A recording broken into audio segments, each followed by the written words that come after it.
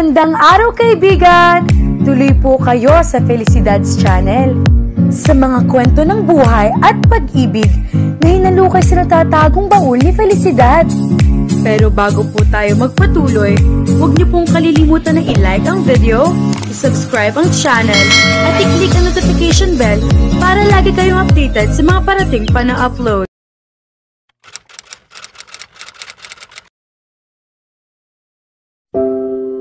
Dahil sa puyat, kahit katanghali ang tapat na, ay nakahilata pa rin si Shania at pati na puwet niya ay humihilik pa rin.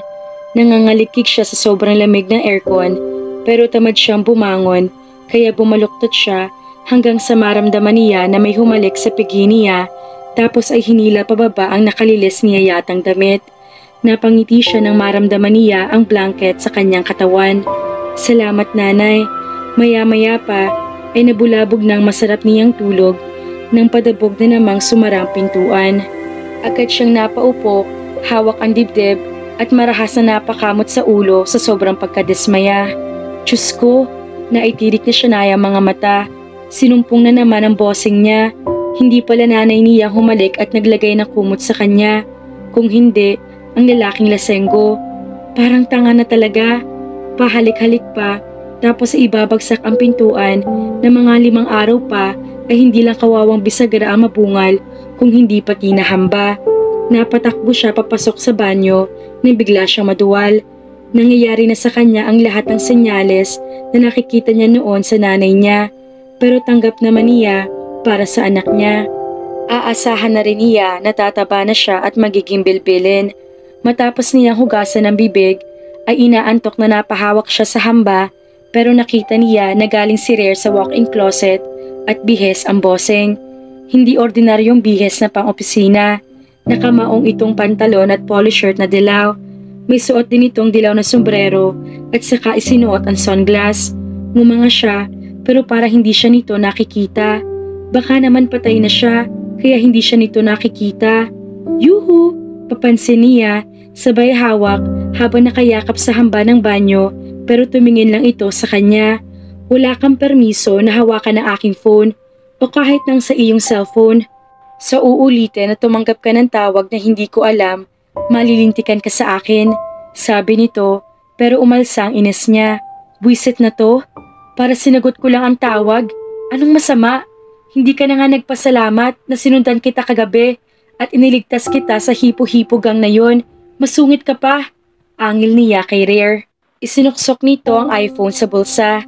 You better did not. Para naman may humihipo na sa akin na iba at hindi na lang ikaw. Nang init ang sulok ng mga mata niya at para nasakta ng kalooban niya sa narinig. Utang na loob pa pala niya na sinundan ito at kasalanan pa niya na sinaway ang babaeng iyon. You and your damn pretty excuses. Are you happy now? Na nalasing ako at mahabang kwentuhan yun ng professor mo? Tila mapang-uyam ang boses nito nang pumihit ito papaharap. Oo, galit na sagot niya. Oo, dahil sabi niya mahal niya ako at hihintayin niya ako makalaya sa impyernong bahay mo. Her voice cracks, but Rare walked out on her with his blank expression. Good luck, mapang-uyam niyang sabi habang nilalaro ang susi ng sasakyan. Naiwan siya nakatanga at maya-maya ay tumulong luha niya. Buwisit na damdamin niya. Bakit bang sensitive niya? Ano namang pakialam niya na may humihipo kay Rare na iba? Ano namang pakialam niya na maglasing ngayon dahil ang unfair yata na siya naiiwan na nakabukaka at pinagsasawaan habang ito ay taglay lahat ng kagwapuhan at karisma na mambabae makakapamili ng susunod ng babaeng bibilhin samantalang siya ay hindi alam kung paano sasabihin kay Rodel na gasgas na siya at malala pa ay nagdadalang tao pa. Para tawag lang o baka nabubwisit kasi pinatay niya ang cellphone niyon at hindi na nakatawag ang demonyang atribidang babae na iyon. Nakalabing pinahid niya ang mga luha at saka lumabas ng kwarto. Natanawan niyang papaalis na si Lovely at may mga ibang tao sa ibaba. Marahan siyang bumaba ng hagdan at pinakikinggan ang usapan sa salas. Yes, Rare. Invitation niya ng mga British para sa pagpasok nila at pagpili ng mga pwedeng paglagyan nila ng mga investment. anang isang babae na formal na nakaskirt at nakacoat. Hawak noon ang isang asul na envelope at mukhang invitation iyon. I am not into social gathering like that. Formal na sagot din ni Rare at nakapamaywang pa. Sayang, kung hindi pa ako aalis, akong sasama sa iyo sa event na yan mamaya. Ani Lovely na humawak sa braso ni Rare. Mamaya? Event? Parang batang naiiyak na naman siya at nagbaba ng tingin. Nagkamali siya ng pagbaba, may bisita pala at hindi na dapat siya bumaba muna. Hindi naman siya bagay na makiharap sa mga ganoong klase ng tao. Bilyonaryo si Rare at siya ay wala kahit na piso. Hindi siya nababagay sa mundo ni Rare. Napapalibutan ito ng mga kumikina na diamante, samantalang siya ay nabubuhay na isang ordinaryo at mababa. Wala kahit isang ginto na pag-aari. Pumihit siya habang pinipigil ang pag-iyak pero parang biglang may nag-flash sa likuran niya kaya lumingon siya. Gulat siya nang salubungin siya ng flash ng kamera at kaagad na natakpan ng kamay ang mukha niya. Stop it! Babalasik na saway ni Rare sa lalaking kumukuha sa kanya ng litrato. Don't dare take a picture of her. Oo, kasi hindi ako katulad niya na pwedeng ibandera ang mukha sa magazines at dyaryo. Isa siyang dalaga na nakabilanggo at binayaran ng isang Villa del Rey para sa personal na motibo. Hindi siya nababagay sa mundong ginagalawan nito. Isa siyang kalakal, madumi at walang kwenta. I'm sorry, she's just so really pretty. Sagot naman ng lalaki na may hawak na kamera. Umiti siya kahit paano sa compliment na iyon pero hindi naman nabawasan ng panliliit. Pero bakit nga ba siya nanliliit na naman? Bakit ikinukumpara niya ang kanyang mundo sa mundo ni Rare? Kahit na nga simpleng pagkuha ng litrato sa kanya, ay ayaw nitong ipagawa kasi lalabas siya sa balita at malilink dito. Sino nga ba naman ang bilyonaryo na gustong maling sa isang basahan at babaeng galing sa club? Give me your goddamn camera! Galit na utos ni Rare sa lalaki na walang nagawa kung hindi ang sumunod naman kahit na yata hindi mapuknat ang tingin sa kanya. Come here, Shan!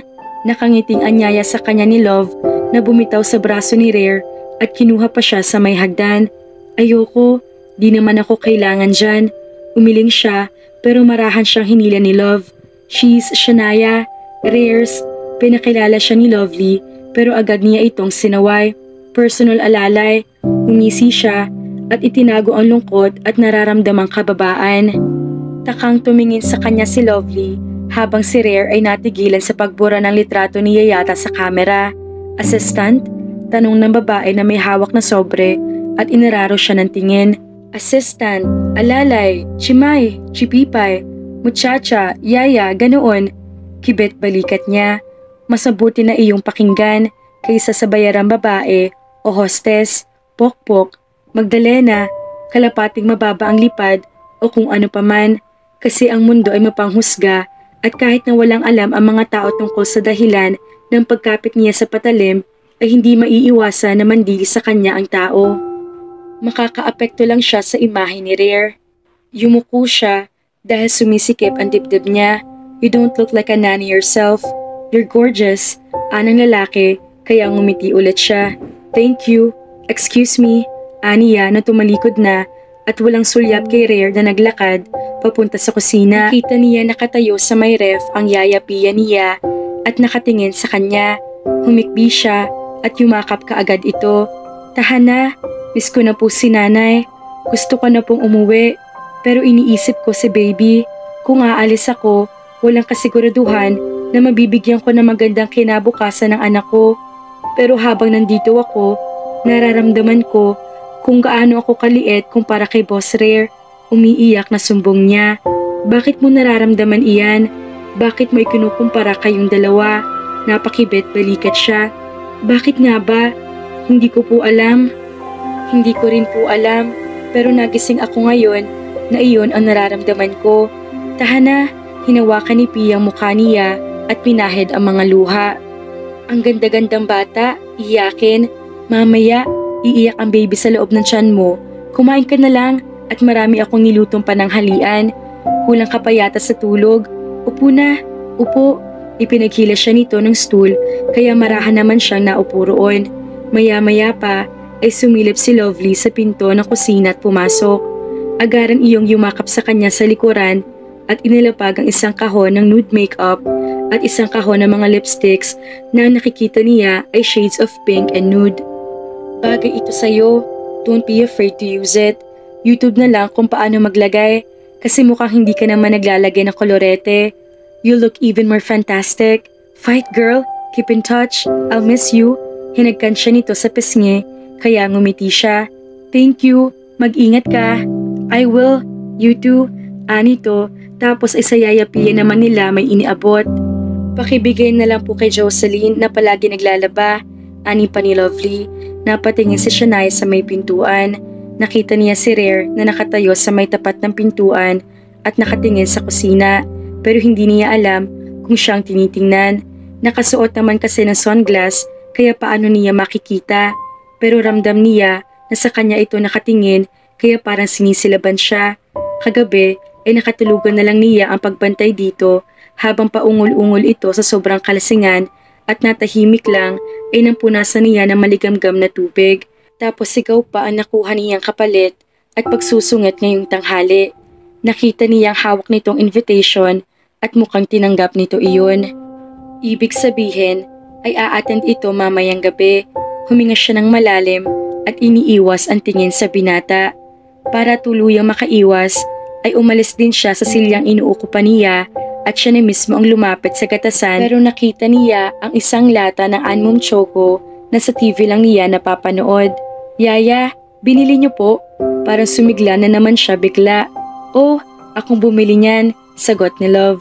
Rare asked me all the foods that you need, from cereals to milk, and Yaya told me na ayaw mo ng gatas, kaya Choco na lang. Pinabilihan siya ng mga kailangan, malamang para sa bata. Tumango siya at tumingin sa pintuan at naroroon na naman nakatayong Kurimaw at sumandal sa hamba. Ewan niya kung sinusundan siya ng tingin.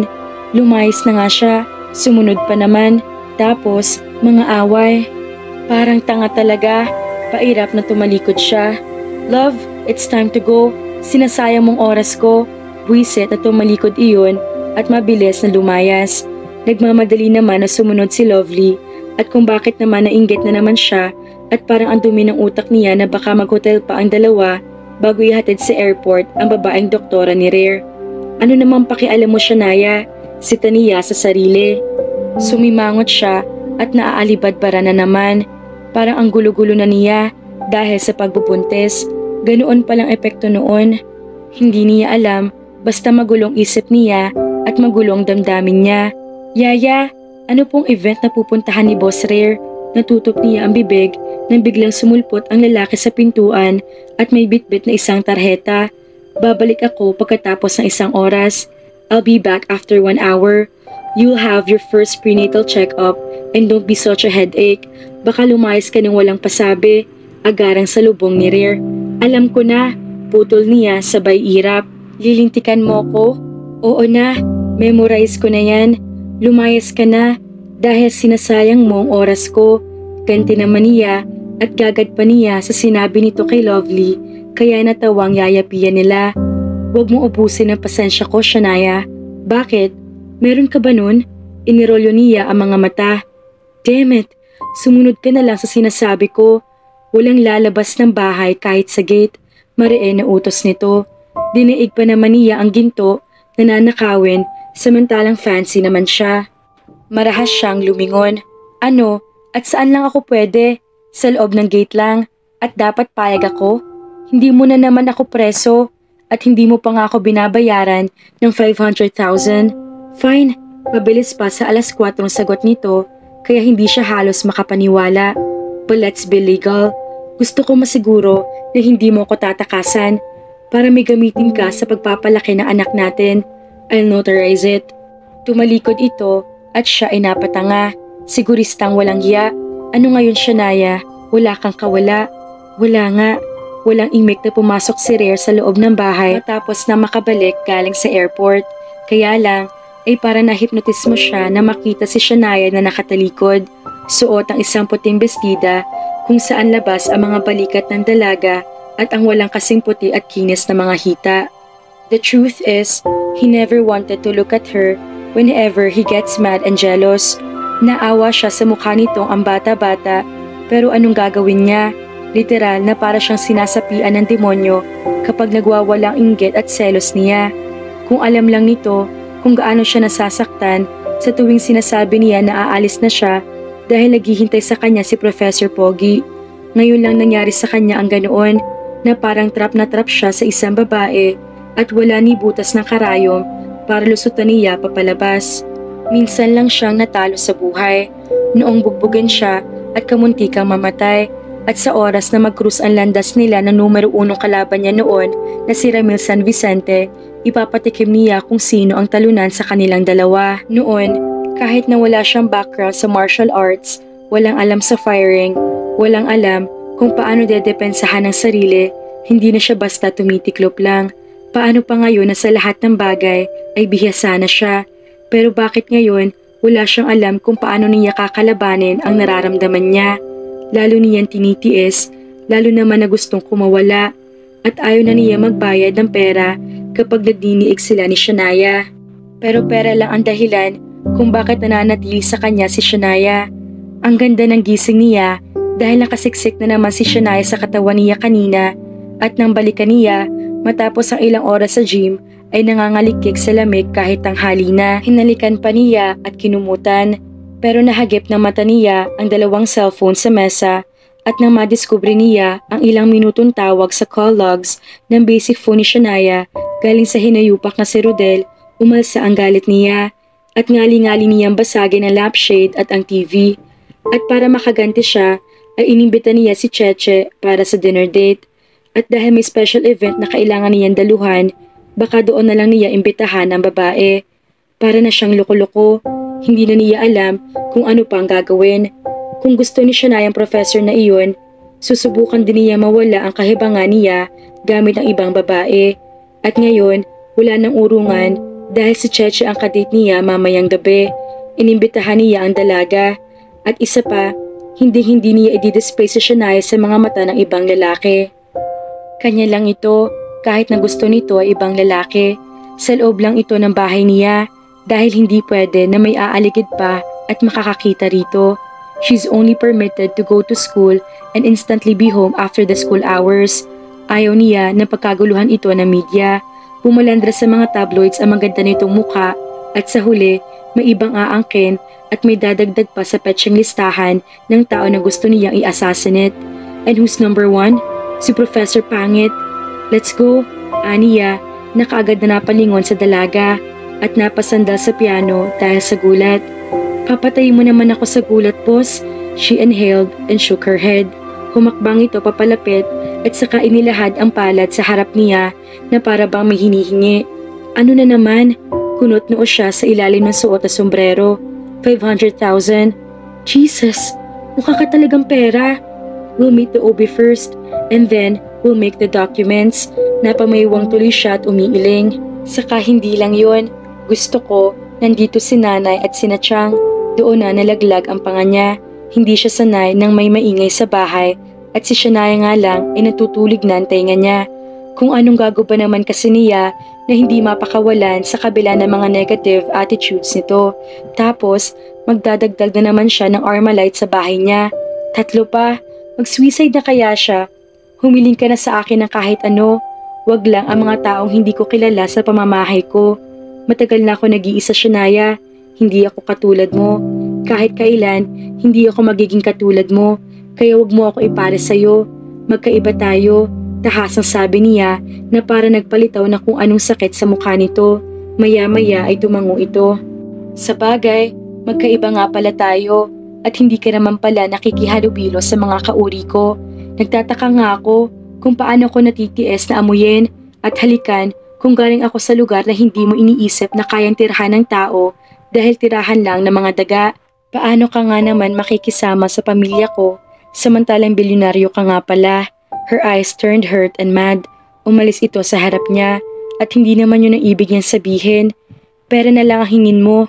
Sagot naman niya na kahit ba para na insulto siya sa pasarin ng dalaga ay binaliwala rin niya. Isa pa iyon na hindi niya matanggap. Ang taong nakapaligid sa kanya, ang tingin sa kanya ay mataas, matapang, at walang sino mang babae nakakapagsalita at iinsulto. Pera-pera? Oo, marami kang pera. Saka, yun naman ang alam mo, 'di ba? Pera ang nagpapaikot sa buhay ng tao. Bakit? Nabili ba ng pera mong kamatayan ng daddy mo? At lahat ng oras mo para sa kanya? How dare you speak to me that way? Umalsa ang boses niya. Marahas itong lumingon matapos na hilahin ang pinto ng kotse. And how dare you speak to me that way too? Hindi lang ikaw ang may karapatan na magsalita, Mr. Villa del Rey. Kahit mayaman ka, may parte rin kami na mahihirap sa mundong ito. Hindi nga lang dapat tayo magkasama ngayon dahil gabi ka at araw ako. Alam mo kung anong mahirap sa'yo? Pakiramdam mo, mag-isa ka. Kasi ayaw mo naman na lumalapit sa iba. At sa tuwing may lumalapit naman sa'yo, inilalayo mong sarili mo. It's your choice. So don't give me a shit that you are different. It's your choice to be different. At kapag lumabas ng anak natin, unang-una ko ituturo sa kanya ay makipagkapwa-tao. Dahil ang totoo makakarami niya sa buhay, hindi mabibili na kwarta mo. Ines na pumasok ito sa loob ng kotse at padabog na isinara ang pinto. Napabuntong hininga si Rare. Hindi niya inasahan na may isang tao na maglalakas ng loob na pagsalitaan siya ng ganoon. Ang lakas talaga ng loob at kung bakit sa kabila ng inis niya ay mas lalo lang siyang humahanga sa katangian nito na hindi nagpapatalo. Kahit si Lovely na medyo malapit sa kanya ay hindi kaya magsalita ng ganoon. Lahat ng babae na dumaan sa buhay niya kapag sinigawan niya ay tumitiklop at nagmamakaawan huwag niyang iwan. Ang Shania na ito ay mukhang pera pero naman ayaw sa kanya. Sinisigawan na siya, ipinagtutulakan pa. I looked back and noticed his yaya Pia. Ano na naman? Ines na baling niya sa matanda.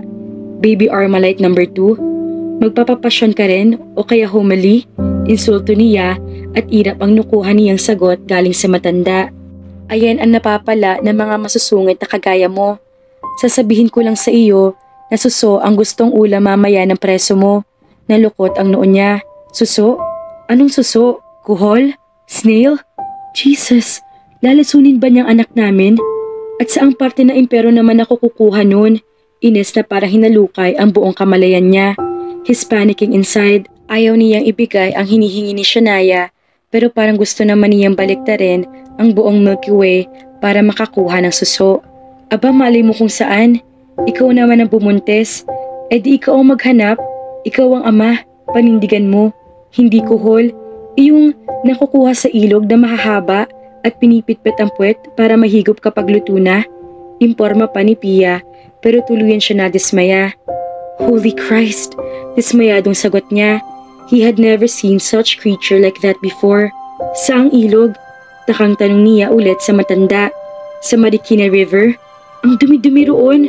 Bumuga na siya ng hangin para makontrol ang pagkabwisit. Baka matapos man lang ang pagbubuntis sa Shania, patay na siya sa konsumisyon. Buwisit? Hindi roon. Basta tanungin mo. Nakalimutan ko kung nasaan. Tumalikod na si Pia. Paano ko tatanungin? Galit nga. Parang barelang bibig. Daldal ng daldal. Paanong sungit mo naman? Ang daldal mo na rin ngayon. Di mo ba napapansin? Iyon lang tumabil ka nga. Ang sama naman ng mga lumalabas sa bunganga mo.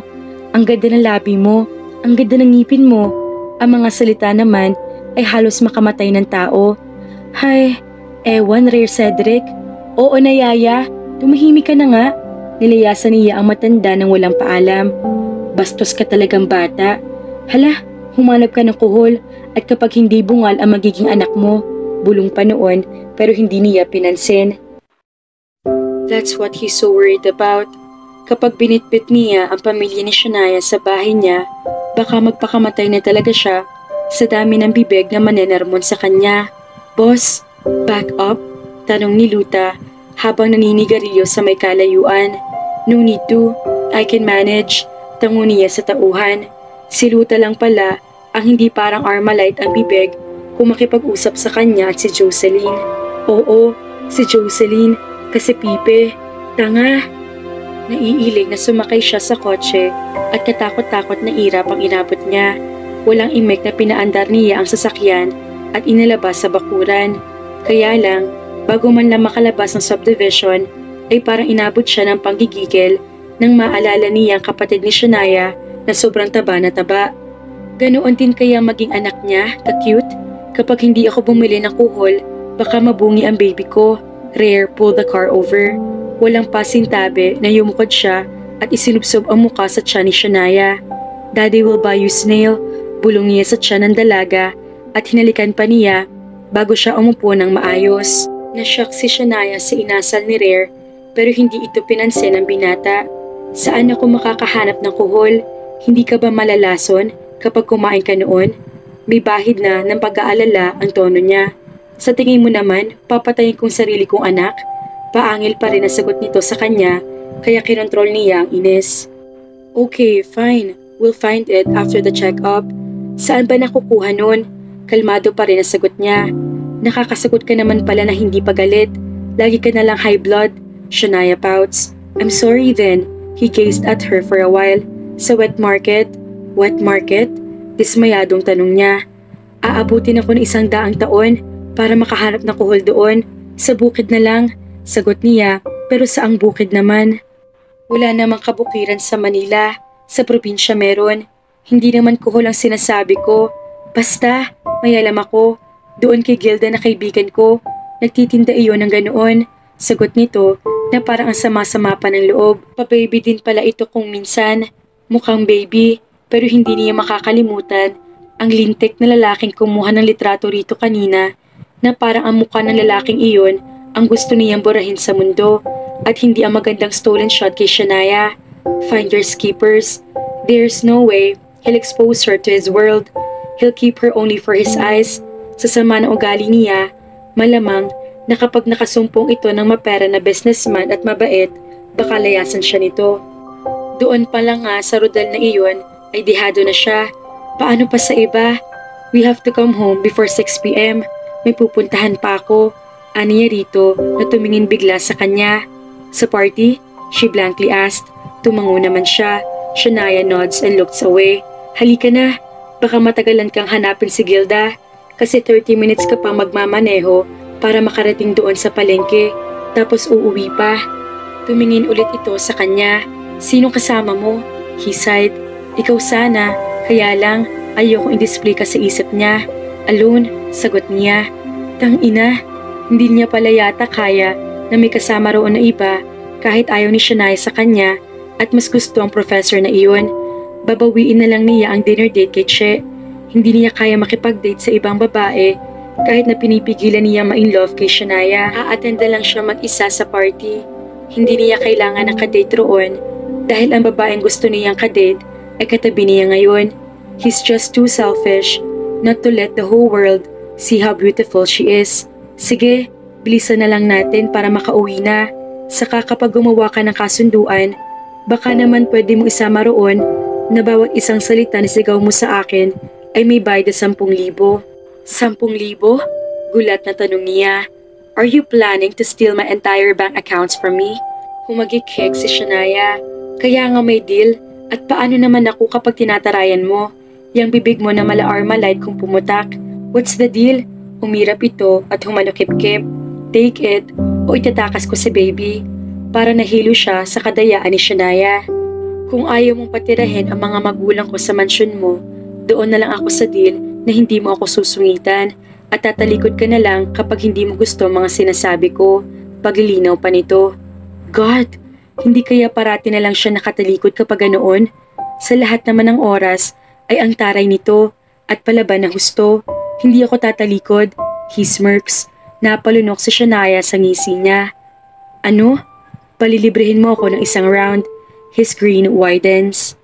Natahimik ang dalaga at naitago ang mga labi na noon lang niya napansin na kaya pala parang lalong ang ganda dahil may candy pink na lipstick at baluktot lalo ang mga pilik mata. Tapos, inaaway-away lang niya. Paano? Ang kulit naman kasi at parang parot na tabil ng tabil. Rare lifted his brows but Shania remained silent as if thinking of a better plan how to escape his explicit remark. Pakurap-kurap ito sa kanya na akala yata ay madadala siya sa maganda nito mga mata. Now, you've lost your tongue. E di natahimik ka. Finally, take it or take it. Tahimik na nakahabol ang tingin si Shania kay Rare nang bumaba ito sa kotse para pumasok sa palengke. Kagagaling lang nila sa OB-GYN at natuwa siya sa response ni Rare sa mga personal na tanong. Lahat nito sinalo at walang pangingimi na idineklara na ito ang ama ng batang dinadala niya at masaya siya para sa kanyang anak. Siguro nga masamang tao si Rare sa ibang tao pero alam niya magiging isang mabuting ama ito. Hindi siya nito iniwan sa loob ng clinic at nakatanga sa monitor ng sonogram machine at walang kakurap-kurap. Nakanganga sa doktor tungkol sa lahat ng mga sinasabi at nang lumabas siya pagkatapos na gumamit ng banyo ay nagbabasa na ito ng baby book at parang hangal na nakangiti. Marahan siyang bumaba at sumunod sa binata at gulat ito ng kalabitin niya. I told you to stay inside the car. Bulong ni Rare sa kanya. Paano na hindi siya susunod ay parang aanga-anga ang binata na patingin-tingin sa paligid na hinahakot yata ang lahat ng mga mata ng tao. Mawawala ka rito kung hindi kita sasamahan. Sa itsura mong yan, ewan ko kung kailan ka huling tumuntong sa palengke. Ganda, alimango, alok sa kanya ng isang tindero at sa pagkagulat niya ay hinawakan ni Rare ang kamay niya at iniyakap sa sarili nitong braso. Mamaya kuya, babalik ako, naman niya na may ngiti pa. I've never been in this kind of place ever since the day that I was born. At bawasan mong kakangiti mo sa tao. Ayoko may nginingitian kang iba. Napanganga siya. Ano namang masama nang umiti siya? Mag-aaway na naman ba sila dahil ang salat siyang ngiti niya? Hay nako, hindi mo maiaalis yan. Dati akong tendera rito at malamang na dito rin ang bagsak ko kapag pinauwi mo na ako. Kukuha ko ng pwesto rito. Mahal lang kasing masyado. Pangarap namin ni nanay yon at sabi ko nga, patitigilin ko na sina Chang sa pagbebenta ng aliw at gagawin ko na lang na tindera ng mga prutas, gulay o kaya karne. Kwento naman niya habang naglalakad sila at ito naman ay paikot-ikot ang mga mata sa paligid. Then, why not buy a supermarket? Pwede ka rin doon magtinda ng prutas at gulay or meat shop perhaps. Anito na parang wala sa sarili. Para ka namang syunga. Napakamot si Shania. What's syunga? Tanga. Napatingin sa kanya si Rare at kinagat ang labi kaya humagikhik siya. You're starting again? Baka gusto mong bilihin ko ang isang pwesto dito at isahan kita ngayon mismo. You're being sassy again. Hoy, wala akong sinabi na kung ano. Tinanong mo ako kung anong syunga. Natural, sinagot kita. Depensa naman niya. Hindi ka kasi nakikinig. Sabi ko nga 'di ba, mahal ang pwesto dito sa palengke at hindi namin kaya. Supermarket pa kaya ang bibilhin ko? Baka naman patay na ako sa kakatihaya ko sa harap mo. Wala pa akong pambili ng supermarket. Parang umiti ito ng kaunti. Magkano bang pwesto rito? Tumingin ito ulit sa paligid. 350,000, isang mesa lang. Tapos yung kapital hindi pa kasama. Malay mo, makaipon ako. Di bibilhin ko na para kay nanay at sa mga tiya ko. Kibit balikat niya. You can buy it. You'll have 500,000 later. You can lend 300,000 for starting capital. Tila, baliwalang sagot din ito. Paraan! Paraan! Sigaw ng isang lalaki na may pasa ng 2 sako ng bigas. Rare instantly kept her and covered her head using his arms. Hindi gustong kiligin ni Shania pero kusa siyang umiti at parang umigting ang pintig ng puso niya. He's a gentleman, just so autocratic and atrocious. Binaliwala niya ang nararamdaman at itinuloy na lang ang pag-uusap nila nang makalagpas ang lalaking dumaan. Saan naman ako mangungutang? Sa Bombay? 5-6? Lugi pa sa kapital? Tapos, pauutangin pa akong pilit ng panty na mabilis mapunit. Kung sa bagay, ganoon naman ang panty ko noon nung di mo pa ako binibilhan ng mga may lace at labas ang pisngi ng puwet. Aniya na lang. Nagkatinginan silang dalawa at kahit na nakatago ang mga mata nito sa suot na sunglass ay parang nahiya rin siya bigla sa kanyang sinabi. Baka lang din kasasabihin nito na nagpapaawa siya kahit nabas na lang din naman iyon lumabas sa bibig niya. Ang daldal naman kasi niya. Rare just nodded a bit and painted an oblivious smile. Of course not. I can lend you some. Count it as advance payment for your sexy service. Jesus, ilang round ba yun? Para nasa ulian siya sa hiya na naramdaman. Ayoko nga. Mamaya niyan, matanggal ang matres ko. Kawawa naman si baby. Napalabi siya at naglakas-lakas ng tawa ni Rare na parang nagpatigil sa lahat ng tao roon. Pangatlong beses na itong tumatawa. Bilang na bilang niya. Kagabi, unang beses din na nakita niya umiyak. Of course, we'll do it slowly. Sagot nito matapos na tumawa. Biglang uminit ang pisngi niya. Nasa palengke sila, pero iyon ang pinag-uusapan nila. Balahura na yata silang dalawa. Parehas ng manyak. Huwag na nga natin yung pag-usapan. Bilisan mo na. At baka umuwi na si Gilda. Halos hilahin niya si Rare sa braso para lang matapos na ang pinitensya nito na para mga butil ng bigas ang pawis sa leeg at noo. Kawawa naman. Ang akala naman kasi niya ay ang yayapian niya ang mamamalengke. Hindi pala. At naobliga naman ang isa na pumasok sa maingay at mabantot na pamilihang bayan. At na-appreciate niya naman ng husto ang ginagawa nito. Kahit na sinigaw-sigawan siya at ininsulto kanina, ay parang nakabawi na naman kahit na paano. If I were to ask you, Shania, alin ang mas pipiliin ng babae? Ang lalaking malamya na para hindi makabasag pinggan o lalaking matapang? Biglang tanong nito kaya napalingon siya. Bakit? Depende sa babae yun kung anong tipo niyang lalaki. Sagot niya. If you were to choose, seryosong tanong nito sa kanya. Ay, yung katulad ni Professor Pogi. Tahasang sagot niya. Saka ito hinila ulit. Hindi naman ito umimik at tahimik na sumunod na lang. Gilda! Gilda! Sigaw niya sa kababata na nasa may isang sulok ng palengke. Kaagad iyon na tumingin na kumaway siya pero nangunot ang noo. Bilis bossing! Aniya kay Rare na parang nawala na ng dila at ang kunat ng hilahin. Gilda! Umisi siya sa kaibigan at buong pagkamis na niyakap iyon. Hoy Mes! Bakit ba nangiyakap ka? Mabaho ako, ano ba? Hindi kita kilala. Mataray na irap niyon sa kanya. Negra naman. Ito ang babaeng nakita niya sa sagingan noon, pero hindi naman nagbago ang tingin niya rito. Kahit na nakikipag-sex, sa lalaking asawa na naman ito ngayon. Hindi na nag-aral ang babae at nagtinda na lang habang siya ay iginawad ang sarili pagkatapos sa elementary hanggang sa makatungtong na siya ng college. Gilda, gaga ka? Ako to si Shania. Pakilala ni Shania sa sarili, kaya nanlaki ang mga mata ni Gilda. Shania? Diyos mo, ikaw na nga. Bakit kaganda mo, Day? Hindi kita nakilala. Bakit may... Tumingin iyon kay Rare at tumirik ang mga mata. Kapogi ng nobyo mo, Day. Diyos mo, Day. Natutup niyon ang mga pisngi. Lumingon siya kay Rare at bumulong. Nitian mo naman. Mabait naman yan. Sige na. Inalog niya ito sa baywang. Ngumiti ng bahagya si Rare upang pagbigyan ang request niya. Agoy mo! Mamatay ako sa kapugian ng nobyo mo. Umakto si Gilda na napasandal sa pader at napakapit pa kaya napahagikik na naman siya. Hindi ko siya boyfriend. Boss ko siya. Boss, namimiss na kita Gilda. Naiiyak na naman siya. Ako nga rin. Wala na akong kasakasama kapag nagtetendareto tuwing Sabado. Mas ka na noong mga tagapagtenda ng hepon at alimasag sa kapako. Pako? Neil? Sabat naman ni Rare. Bakit nagtitinda kayo ng pagkain tapos may kasamang pako? Paano kung magkahalo-halo? Hindi pako. Fern ang ibig sabihin.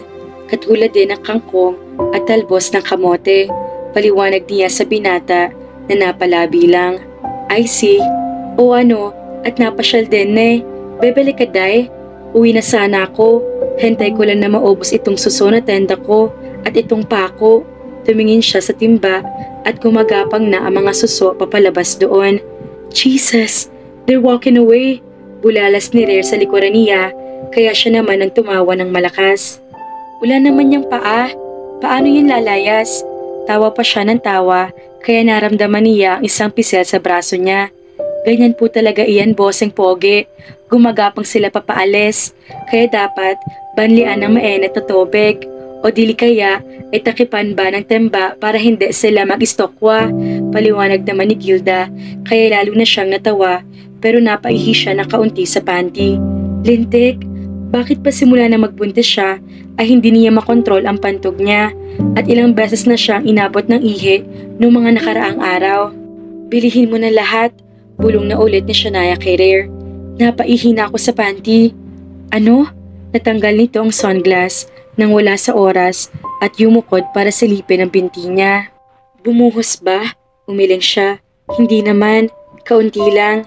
Kaya lang, hindi ko mapipigil kapag natawa pa ako ulit. Baka magkaihi talaga ako. God, kung makahagiki ka kasi, para kang dinidilaan dyan. Apat bastos ang buwisit. Umirap na lang siya at itinago ang pamumula ng mukha. How many kilos do you need? Tanong ni Rare habang kinukuha ang pitaka sa bulsa. Can we use my MasterCard here? Seryosong tanong nito sa kanya, kaya mas gulat pa siya sa gulat. Anong MasterCard? Palengke ito, hindi restaurant. Saan yan isuswipe ni Gilda? Sa biyak ng puwet niya. Kinagat nito ng mariin ang labi at para nagtitimpe na huwag sumabog na naman.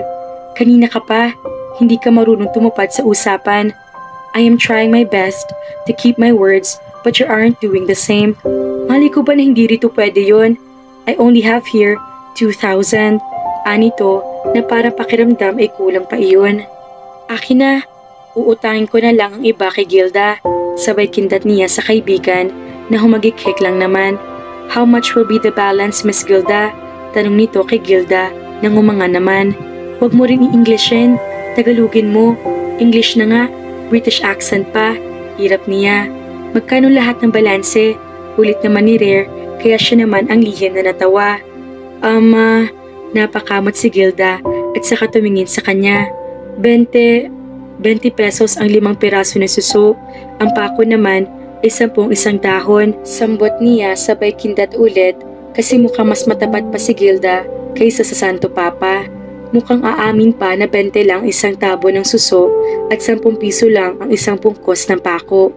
Gusto niya kasi magkapera si Gilda para makauwi na kaya dadayain na niya si Rare. Mayaman naman kaya okay lang. Saka buntis naman siya. Kulang pa iyon na bayad sa pagsuka niya kanina nang magising siya. Isang dahon? Gimbal na tanong ng binata. Oy, so expensive. It's just a grass. Sige, papakainin ko na lang si baby ng Carabao grass sa bahay. Pasimpleng bulong naman niya, kaya nalukot na ng husto ang mukha nito. That means wala ng sukli? Tapos may utang pa ako? Pababalikin ko na lang kay Luta mamaya. Payag na rin ito. Bukas na, kasi uuwi na si Gilda. Ibibigay na lang daw niya ng 3,500 lahat. 3,500? Bulalas ni Gilda, kaya napakindat-kindat siya sa babae. Then I'll send 1,500 tomorrow. Tell her to put it on her list and Luta will send the payment. Yes, bossing. Saludo niya kay Rare na nailing lang naman at saka siya hinila sa baywang. Nakanganga si Gilda at para nagtataka pa pero pinitik niya ang ilong ng babae. Aray naman, angal niyo na magulat. Oh, eto, 2,000. Bukas, may 1,500 pa. At tapos, magpapadala ako ng 3,000 kay Kuya Luta. Ibili mo ng gatas ng yung 2 inaanak ko ha? At saka ng masarap na ulam. Bili niya rito. Ngumiti iyon na para naiiyak pa. Tapos, parang ayaw tanggapin ang pera. Ako nang bahala. Ako na magsasabi mamaya. Kunin mo na bago pa kita ibitay. Pinandilatan niya iyon ng tumawa naman habang tinanggap ang pera. Salamat, Shanshan. Salamat po, Bossing Pogi. Ani yun, na tumulo pa ang luha kaya naiiyak din siya. Parehas naman kasi sila ng buhay na magkaibigan. At kahit nga noon na may mga nadaraanan sila na kung anong mga padasal ng mga probinsyano na napadpad sa Maynila, nakikidasal sila kahit na abagin noong Maria ay hindi naman nila alam. Basta, may makain lang silang dalawa at maiuwi sa mga nanay nila. At hayon na nagkaasawa rin naman si Gilda nang tulad din nilang 10 kahig, 1 tuka, kaya hindi rin halos umasanso ang buhay. Pero wala naman siyang problema roon kasi mabait naman ang lalaki at mahal si Gilda kaya masaya siya para sa kaibigan. Kahit na siya, hindi naman siya pipili ng lalaking mayaman kung wala naman sa kanyang pagmamahal. Siguro, sa mga praktikal na babae oo, pero sa tulad niya na naniniwala sa first love at happily ever after, hindi. Kahit mahirap pipiliin niya, basta mahal siya at igagalang. Hindi iyong mayaman na baka araw-araw niya maramdaman na mahirap siya at walang maipagmamalaki sa buhay. Pero kung mabait naman, bakit hindi rin? Ibalot mo na, uuwi na kami. Mag-ingat ka ha, sa kayo mga inaanak ko. Bilin pa niya. Oo, wag ka mag-alala. Inaalagaan ko sila. Nag-grade 2 na nga panganay ko nitong pasukan. May maibele na akong gamit at hindi pa naman nasweldo si Labitab ko. Anang babae, habang mabilis na inilalagay sa plastic bag ang lahat ng mga suso. Napahagikik siya. Sweet na sweet pa rin yata ang dalawang mag-asawa kahit na dalawa na ang anak. Maswerte rin naman si Gilda at ni minsan naman ay hindi niya nakita nagsisi ang kaibigan sa piniling buhay. Kung may kailangan ka, magsabi ka lang. Hindi ako makapag-reply sa text kasi busy ako pero nababasa ko naman. Kahit hindi. Oo, sige. Naintindihan ko. Mag-engat ka rin ha. Ang ganda mo na masyado, Day. Kaswerte na maging boyfriend mo. Si Propa pa rin ba ang tepo mo? Simple siyang tumango. Nagmamadali ako. Magchichismisan pa ba kayo? Masungit na tanong na naman ni Rare. Aha, pasensya po bossing. Ito na po mga susunyo. Iniabot na ni Gilda kay Rare ang isang napakalaking plastic at siya naman ay kinuha ang plastic ng gulay. Alis na kami Gilda. Ingat ka. Kaway niya roon na gumanti naman ang kaway. Teka, at bibili ako ng gata. Yaya has, nakapak na. Mabilis na sagot ni Rare at saka inagaw ang bitbit niyang plastic. Ayoko ng ganoon. Mas masarap yung gata ng niyog talaga. Wala na nga akong pera. Inubos mo na. Akala mo naman, hindi ko alam na niloloko mo ko. You'll pay for this woman. Tuloy na siyang tumawa. Ibig sabihin, alam nito na ginugulangan niya pero hindi na lang umimik. It means to say, talagang bigay mo na rin yun. Alam mo na niloloko kita. Nakangiting si Konia rito. Akala ko totoo pero naisip ko na hindi ako naging abogado para lang maloko ng isang babae ng isang piraso ng damo ay 10 piso. Dismayadong daldal nito kaya tumawa siya ng husto pero napakamit sa braso ni Rare nang mapaihi na naman siya. Lintik, papanghi siya sigurado. What? Parang bigla ito nag-alala. Umiling sa Shania at ngumiti. Ang bait mo naman pala eh. Malay mo, kung parati kang ganyan, makrushan kita. As if I care, mayabang na sagot ni Rare kaya pabalya niyang itinulak ang braso nito. Diyan ka na nga at bibili ako ng gata. Irap pa niya pero nang lingunin niya ito ay nakangiti kahit mag-isa. Nabaliw na. Napatigil si Rare habang papasok siya sa kusina nang makita niya si Shania na masayang nagluluto. May hinahalo ito sa loob ng malaking kaserola at pakanta-kanta pa habang nasa countertop ang mga gulay at mga suso na wala ng mga buntot. Para siyang tanga na pinapanood kanina kung paano iyon tanggalan ng yaya niya ng mga puwet. Paulit-ulit ito kanina na huwag isali ang mga baby snails na alisan ng puwet dahil kawawa naman daw. Tapos parang tanga na paalam ng paalam sa mga malalaking kuhol na tinataga ng yayapian nila. Kulang na lang ay maiyak pa ito dahil naaawa pa yata sa mga iyon. At siya naman ay kung anong pagtataka na bakit naputol na mga iyon ay gumagapang pa rin papaalis sa palanggana. At nang banlian na kumukulong tubig ay maluha-luha pa si Shania at nagbibigay pa ng huling habilin sa lintik ng mga kuhol. And now, he smiled, seeing her feeling happy again. Mukhang nakapagluksa na ito sa pagkamatay ng mga suso. He cleared his throat just to gain some of her attention. Lumingon kaagad ang dalaga, kaya agaran niyang itinaas ang hawak na bow pero tiningnan na muna siya nito mula ulo hanggang paa. Agoy naman, ang pogi ng bossing ko. Nakangising bati nito sa kanya kaya hindi niya napigilan na huwag mapangiti kahit kaunti. Help me with this, ani niya sa dalaga. That's too demanding, iling ni Shania. Napakunot noo siya at huminga ng malalim. What does this woman want? Ang arte-arte. Will you help me with this? He foolishly revised it. Para na rin siyang tanga na pasunod-sunod naman dito nang hindi niya namamalayan. Hindi mo naman dapat itanong. Alam mo naman na ang mga babae, pakipot sila.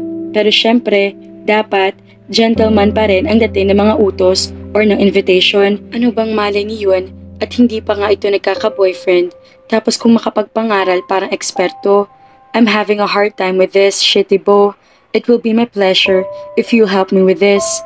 Damn, para siyang utu-utu lalo na nang humagikik na si Shania. Better, she beams.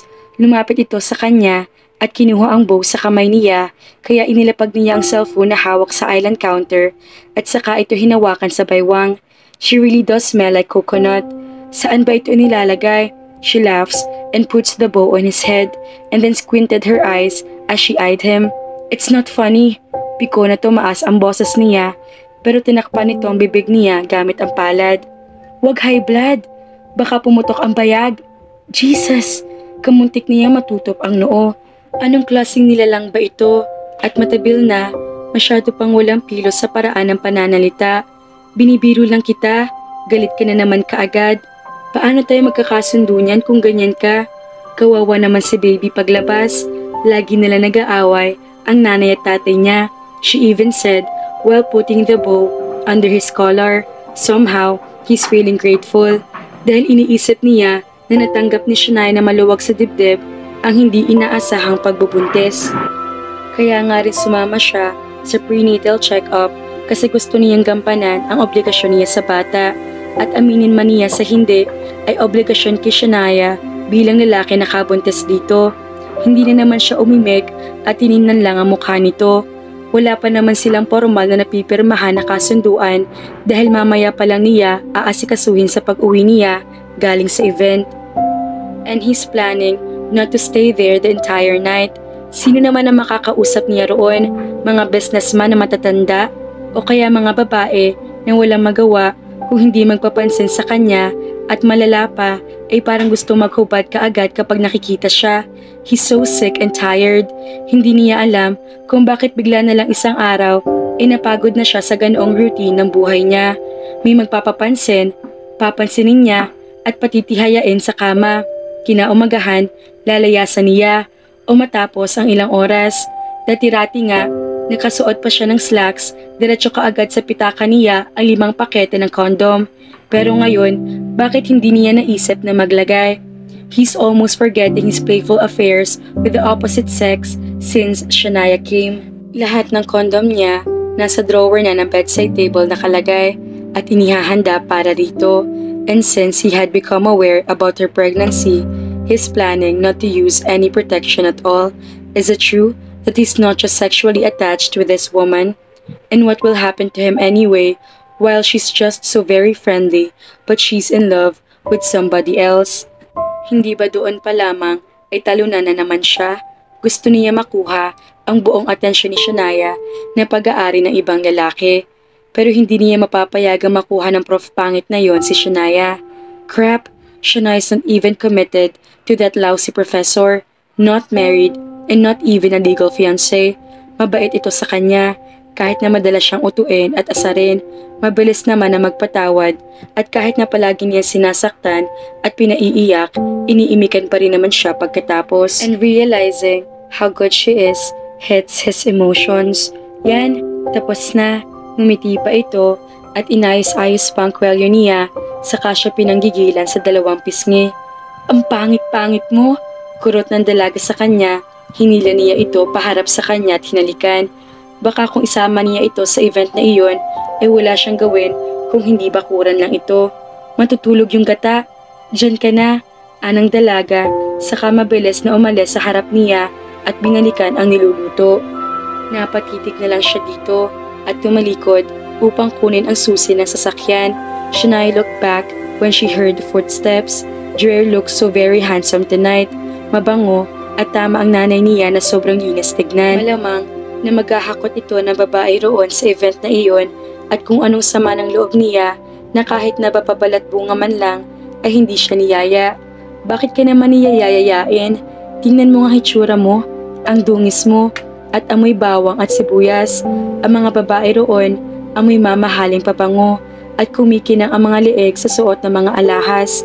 Ikaw, anong alahas ang meron ka? Isang gintong hikaw na simula pagkabata ay suot na niya at naiwan ang kaisa-isang alaala ng ama niya na pinagsumikapan daw na bilihin iyon noong unang birthday niya. At kahit na wala siyang diamond o kung ano paman, hindi niya ipagpapalit ang hikaw na suot niya dahil mas importante iyon kaysa sa pinakamahal na brilyante pa. Bakit nga ba siya nag-aasam na sumama roon?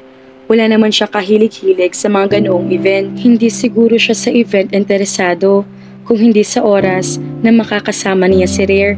Lintek, siya na yata ang nagkaka-crush sa mayabang na Rare na yun. Ayoko, hindi kami bagay. Hindi siya marunong magmahal at ubod ng babaero niya. At nakakatuwa siyang kasama, para siyang tanga ng ngumiti. Masarap pala kasi itong kasama kahit na parang hindi marunong ngumiti at madalas ay masungit. She never had a dull moment while they're inside that wet market and she's looking forward for more moments like that. Nagpatuloy siya sa paghalo nang mawala ang binata sa may hagdan. Hindi siya nito maalala roon kaya kakain na lang siya buong magdamag o kaya matutulog. Parang sumama na naman ang loob niya nang maalala kanina na ayaw siya nitong pakuhanan ng litrato sa photographer tapos hindi siya inalok ng i-date ngayong gabi. Hindi naman kasi siya kabagay-bagay na i-date talaga at sa kama lang siya nito palagi ang i-date kasi doon siya bagay kasi galing siya sa club. Ano ba siya, Naya? Huwag kang tanga. Gising niya sa sarili. Pumihit siya at dinampot ang lalagyan ng mga suso pero nakita niya na umiilaw ang cellphone ni Rare sa countertop. Napalunok siya at hindi na sana intensyon na tingnan kasi ang bilin sa kanya ay huwag niya pakikialamanan kasi nga marami yatang babaeng tumatawag. Kaya lang natukso siya at saka iaabot na rin niya at baka makalimutan. She lifted it and the unregistered number already stopped from calling. Kilala niya ang buntot ng numero na iyon, ang babaeng nasa bar at maya-maya pa nga ay may pumasok na message na notification. Hindi yata naka-hide, kaya nakikita agad. I'll be in the event too. I'll see you Rare and I wanna have a ride again. Just like the old days in UK. Inilapag niya ulit ang cellphone at iniwanan na lang. Baka mamaya, kapag ibinigay pa niya, ay sabihin na pinakialaman na naman niya. At kung bakit naman ang sama ng loob niya na itinuloy na lang ang pagluluto. Noong una, ang lakas ng loob niyang kanselahin ang tawag ng babae na iyon at pinagpapataya ng cellphone. Pero nawala ang tapang na yon nang sitahin siya ni Rare. Ano nga ba namang karapatan niya? Saka, bakit naman niya pipigilan ang kababalaghan ng dalawa? Is my phone there? Tanong na nga ni Rare nang biglang pumasok sa kusina. Ha? Ewan ko. Saan mo ba nilagay? Baka sabihin mo ninakaw ko. Dinay naman niya na kunwari hindi niya nakita. Sa sulok ng mga mata niya ay nakita niyang dinampot na nito ang cellphone mula sa mesa at binasa ang message. He has no facial expression, no gladness, neither disgust. Magaling lang siguro ito magtago talaga ng emosyon at malamang na hindi sa event magtatapos ang lahat sa dalawa ni Che. Sa kama malamang at doon sisirko ang babae. Shania withdrew his eyes when Rare moves. Pakunwarang itinuon niya ang atensyon sa niluluto kahit na parang umiiral na naman ang pagiging buntis niya na magulo ang nararamdaman. There are so many thoughts and so many feelings at kapag nagsasalpukan, hindi niya alam kung ano ang totoo niya naiisip at nararamdaman. Pero kung isa-summarize niya lahat ay iisa ang pinapatakan. Hindi siya kailanman magiging bagay sa isang Villa del Rey kahit pabuntis na siya. Kung bagay siya, sana siyang kadit nito ngayon at hindi ang tiyan na iyon. Kurap-kurap siya nang uminit ang sulok ng mga mata hanggang sa may tumindig sa likod niya at pinihit ang mukha niya. Hindi siya nakahuma ng halik ang sumalubong sa kanya. And when it ended, a soft peck on her forehead followed right after. Sleep well and don't spend the night waiting. I'll be home late. Baka himatayin ka na naman at maabala ako kapag may tumawag na nasa hospital ka na naman. Ani Rare. Oo, ayaw maabala kasi may ibang kasama. Marahan siyang tumango. Bakit kita hihintayin? Kung mahihintayin man ako sa'yo, 500,000 ko. Kaya mag-ingat ka kasi baka malugi ako kapag napahama ka at hindi ka nakauwi ng maayos. Umiwas siya at kinuha ang takip ng kaserola. Alis! Siko niya rito at kung bakit naman ngaling-ngaling niya itong pompyangin ng takip at ilublob ang gwapo nitong mukha sa kumukulong gata kasama ang mga suso. Lumingon siya nang hindi ito umimik at nakita niyang para nakangiti na naman ito. Anong iningiti-ngiti mo? Wala akong iuupa sa mga ngisi mong mas mahal pa sa buhay na kapitbahay ko. Layas na! Mag-ingat ka! Ayoko mawala ng pera. Mukha kasi akong pera. Tsupe! Pagtataboy niya, pero naman ang sama-sama ng kalooban niya. Wala itong imek na tumalikod matapos siyang titigan sa mga mata. Ayaw niya sanang lumingon, kaya lang parang bali ang leeg niya na kusang pumihit at eksakto namang lumingon din si Rare. He smiled at her and that had almost dropped her panties. Nahawakan niya ang garter kasi baka malaglag, mahirap na ang mapaburles siya nang wala sa oras. Inilibot ni Rare ang mga mata. Wala nagbago. Makinang na ilaw, magagarang mesa, mamahaling kubyertos at magandang design. Ano pa nga bang kanyang i-expect sa mga event na gaya nito? The fact that he came alone and not even his dad is on his side makes him a loner tonight. Tama si Shania, hindi mabibili ng pera ang kaligayahan. Madami siyang pera pero hindi siya masaya sa oras na iyon. That event is dull and lifeless. 3 segundo lang ay nakatutok na sa kanya mga kamera at walang humpay ang pagkuha sa kanya ng litrato. Bilang sa daliri ang mga ganoong pagkakataon, kaya sa oras na masilip ang anino niya sa entrance ng hall para mga langgam na nag-iipon-ipon ang mga cameraman sa harap niya kasi baka sa susunod na taon o dekada na naman ang kasunod noon. Bilis! Baka umalis! Hotshot yan! Bebenta ang magazine malamang! Nagmamadaling tulak ng isang babae sa kasamahan na cameraman.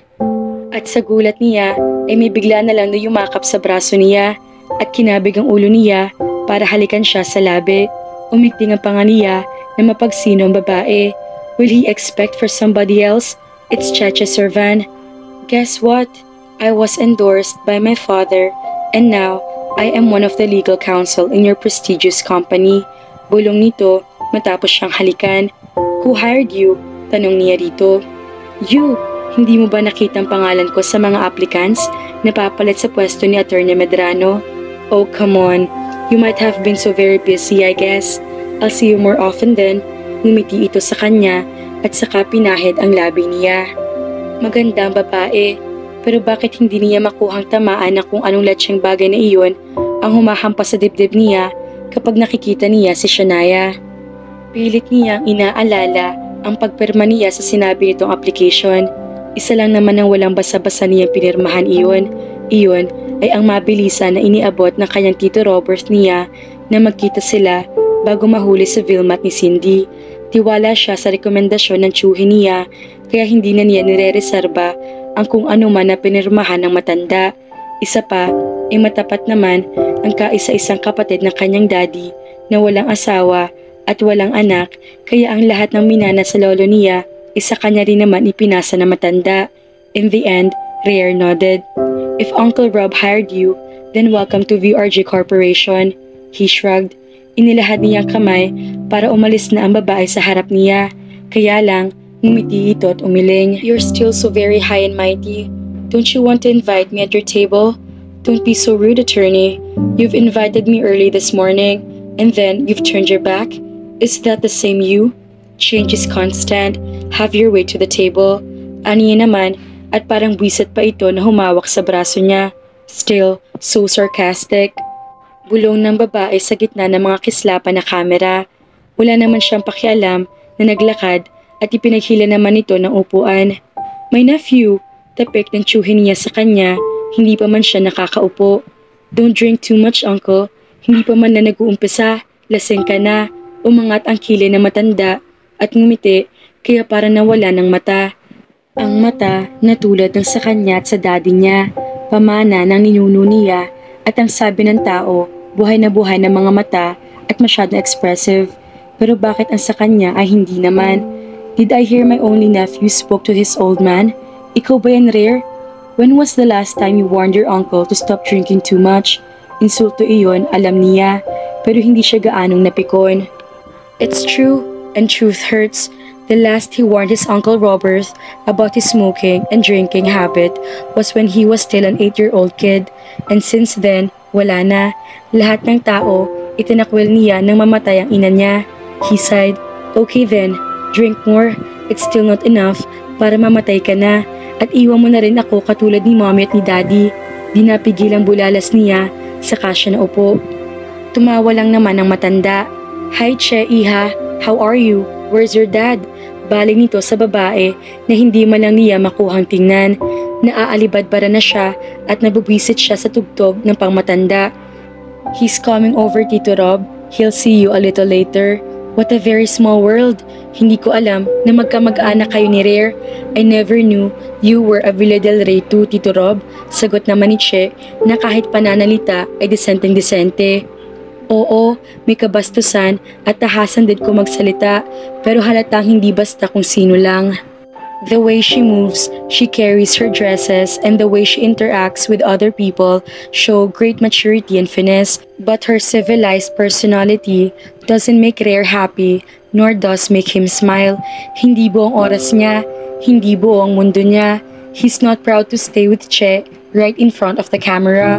He wants to be with somebody else, and that somebody else is the pregnant young lady he had left in the kitchen, cooking. Para nagsisisi patuloy siya na pumunta pa siya sa event kung hindi lang din naman niya maidi-display ang babaeng kinababaliwan niya. I'll just go to the men's room. Excuse me, ani Rare, at saka dumaan sa mesa ng mga alak. Sunod-sunod ang inom niya hanggang sa may lumapit sa kanya mga British. Makikipag-usap lang siya ilang saglit at uuwi na siya. Parehas din naman ang sumatotal na hindi siya makakapag-uwi ng babae dahil palyado ng emosyon niya. Doon na lang siya sa bahay kung saan may babaeng madaldal at makulit. Noon, akala niya lahat na maingay ay nakakabwisit. Ngayon na nasa lugar siyang tahimik, hinahanap naman niya. He must have gone really crazy over that woman. Bumangon si Shania mula sa pagkakahilata sa kama at naupo sa malaking beanbag sa harap ng TV at binuksan iyon. Napatunga nga siya sa cartoons, kaya lang wala roon ang isip niya. Gusto na niyang kaskasin ang ulo niya para matanggal si Rare sa kokote niya. Totoo nga yatang may paghanga na rin siya sa masungit na iyon dahil ganoon din ang naramdaman niya sa professor niya nang unang araw na makita niya si Rodel sa Polytechnic. That man is not from a rich family. Mahirap lang iyon at nagsumika para sa sariling hanggang sa magkaroon ng oportunidad na maging isang piloto. He worked for Philippine Airlines for almost 5 years from the moment he passed the exam and got his license. Doon na nagkaroon ng pera ang lalaki at noong una ay hindi niya alam kung bakit ikinukwento iyon sa kanila ni Rodel kapag nasa kantin sila at nililibre naman siya ng dalawa niyang best friends. Nauupo ang lalaki sa tabi niya at sinasagot ang lahat ng pagkain nila kapag binibiro ni Muhaina na i-treat naman sila. Hanggang sa nabanggit sa kanya noong mga unang beses na tumawag na hindi raw siya dapat na mailang sa estado nila sa buhay. Hindi kasi siya nakasagot noon kung papayag na ba siyang maligawan at aaminin niya na isa rin iyon sa mga dahilan kaya hindi siya naka-oo kahit na gusto niya. Bukod pa sa kahihiyan niya na hindi siya karapat-dapat kay Rodel dahil wala naman siyang maibibigay doon na kagandahan. At ngayon, bakit parang hindi na lang iyon ang dahilan? Bakit parang ayaw na niya dahil kay Rare? Hindi na niya alam kung anong iisipin niya. Para na siyang nangangapa sa dilim at nagpupumilit na manimbang. She doesn't know Rare Cedric and what's the real attitude that lies beneath that rudeness, that evil mouth, and all his negative qualities as a man. Pero habang lumilipas ang araw, unti-unti na niyang natatanggap lahat kahit ng masamang ugali nito. Alam niya may dahilan kung bakit ito naging masama at handa siyang tuklasin kung anong dahilang iyon. Ang mga nasabi niya na masakit na salita na insultuhin siya nito kanina ay hindi niya sadya pero nang maisip niya mukhang tama siya. Hindi naman tao ang umiiwas dito kung hindi ito mismo ang umiiwas sa tao. Ang hirap nitong hulihin at kung lumapit man para wala itong tiwala sa tao at para hindi maibigay ng buo ang sarili. Kung sa bagay, masisisi ba niya? Kaya yapiya nga nila na simula raw pagkabata ay kasama na ay aloof pa. Sa kanya pa kaya na iisang buwan pa lang mahigit na kasama. Inas na pinatay niya ang TV at nagpalakad-lakad. Iniisip niya kung nasaan na kaya iyon at bakit parang hindi na niya maalis sa isip niya. Susko, kung si Rodel na ganoon lang kasimple ang buhay ay hindi niya maibigay ang sarili, kay Rare pa ba kaya? Ines na bumaba siya at pumunta sa kusina. Binungkal niya ang kaserola at nakita ang mga suso na niluto niya. Nilantakan kanina ng mga tauhan ni Rare ang pagkain at kanya-kanyang higupan ng mga iyon. At nasaan na kaya ang lalaki naging inspirasyon niya habang nagluluto? Chuck na kumakain sa pangmayamang party, umiinom ng mamahaling alak, at nakikipag-usap sa mga ka-level na gaya niyang mayayaman. Gusto pa naman sana niyang testingin at paglaruan kung kakain ng ginataang suso, kaya lang wala na. Mukhang wala namang balak na tumikim nga at hindi naman nagbilin na tirhan. Siya lang naman ang nagtabi para kahit paano maalok niya kahit kinabukasan. Ilalagay na lang niya sa ref, kaya lang nahiya na rin siyang alukin. Halata naman kasi na hindi basta-basta kumakain ng mga kung ano-ano lang. Sa edad ng 32 anyos ay hindi pa pala nakakatungtong sa palengke. Kumakain pa kaya ng suso. She transferred it in a glass bowl and had put a lot in a plate. Siya na lang ulit ang kakain. Tutal, para naglalaway na naman siya. Inilagay niya sa ref ang iba at saka siya tumuwad sa may countertop at sinimulang higup-higupin at makipag-lips to lips sa mga suso. Humihigop siya nang isa nang bigla na lang parang maramdaman niya na may pares na mga mata ang nakatingin sa kanya. Wala ng tao, kaya malamang ay multo. Diyos ko, baka sa Senyor Edgardo. Marahan siyang lumingon habang nakanguso at kahalikan ang lintik na swerteng suso. Boss Rare, gulat at sambit niya at napatindig siya ng maayos. Nakatayo ito sa may pintuan at nakatingin sa likod niya habang kinakalas ang suot na bow. Bakit ang aga mo? Sabi mo matagal ka, usisa niya, pero parang tatalon-talon naman ang puso niya sa tuwa. Sa tuwa nga ba? Pero paano pala kung galing na ito sa kama kaya umuwi na? Walang imek na lumapit si Rare at naupo sa stool. Bakit nakatuwad ka? Mas masarap bang kainin yan kapag ganyan ang posing? Ngumisi ito kaya kumurap siya. Mukhang lasing ito na kaunti kasi para mapungay ang mga mata at namumula pa na kaunti. Pakialamero ka, ingos niya. Mali ko ba na darating ka na? Feel at home lang kasi ako. Kain ka? Umiti siya at isinulong ang plato. Pinakatitigan na muna nito iyon, tapos ay tumingin sa kanya habang sinisip-sip niya para lumabas sa shell. Ganoon ang paghikop. Lalabas ito turo niya sa maitim na bilog na ginagamit ng kuhol sa panggapang. Dapat di mo malunok. Didikit ito sa lalamunan mo. Why are you eating that? Nakamamatay pala. Bakit ka nag-risk? Kunot noo ito pero nakatingin sa bibig niya at parang gusto naman tumikim kaya sinubuan na lang niya ng gulay. Nga, utos niya at parang ayaw pa nitong sumunod pero ngumanga rin kapag kuwan. Maya-maya ay umaliwala sa mukha nito tumango. Tastes good, anito. O diba? Yan ang pagkain namin.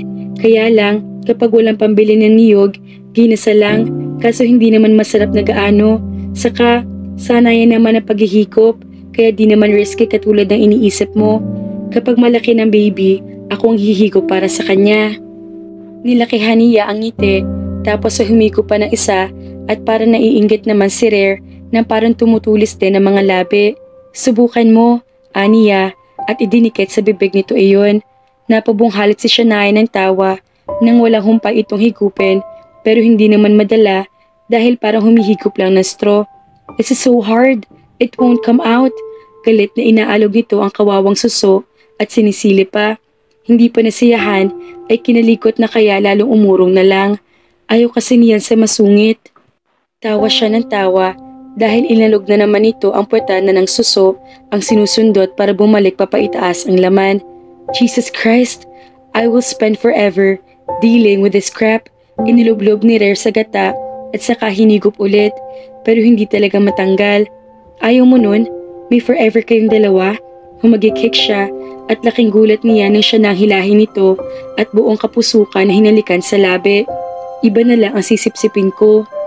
Ang higpit ng pagkakahawak nito sa magkabilang parte ng ulo niya at mukhang iba nga ang balak nitong sipsipin talaga. Kaagad siyang napatiti kay Rare kahit na parang namumula siya.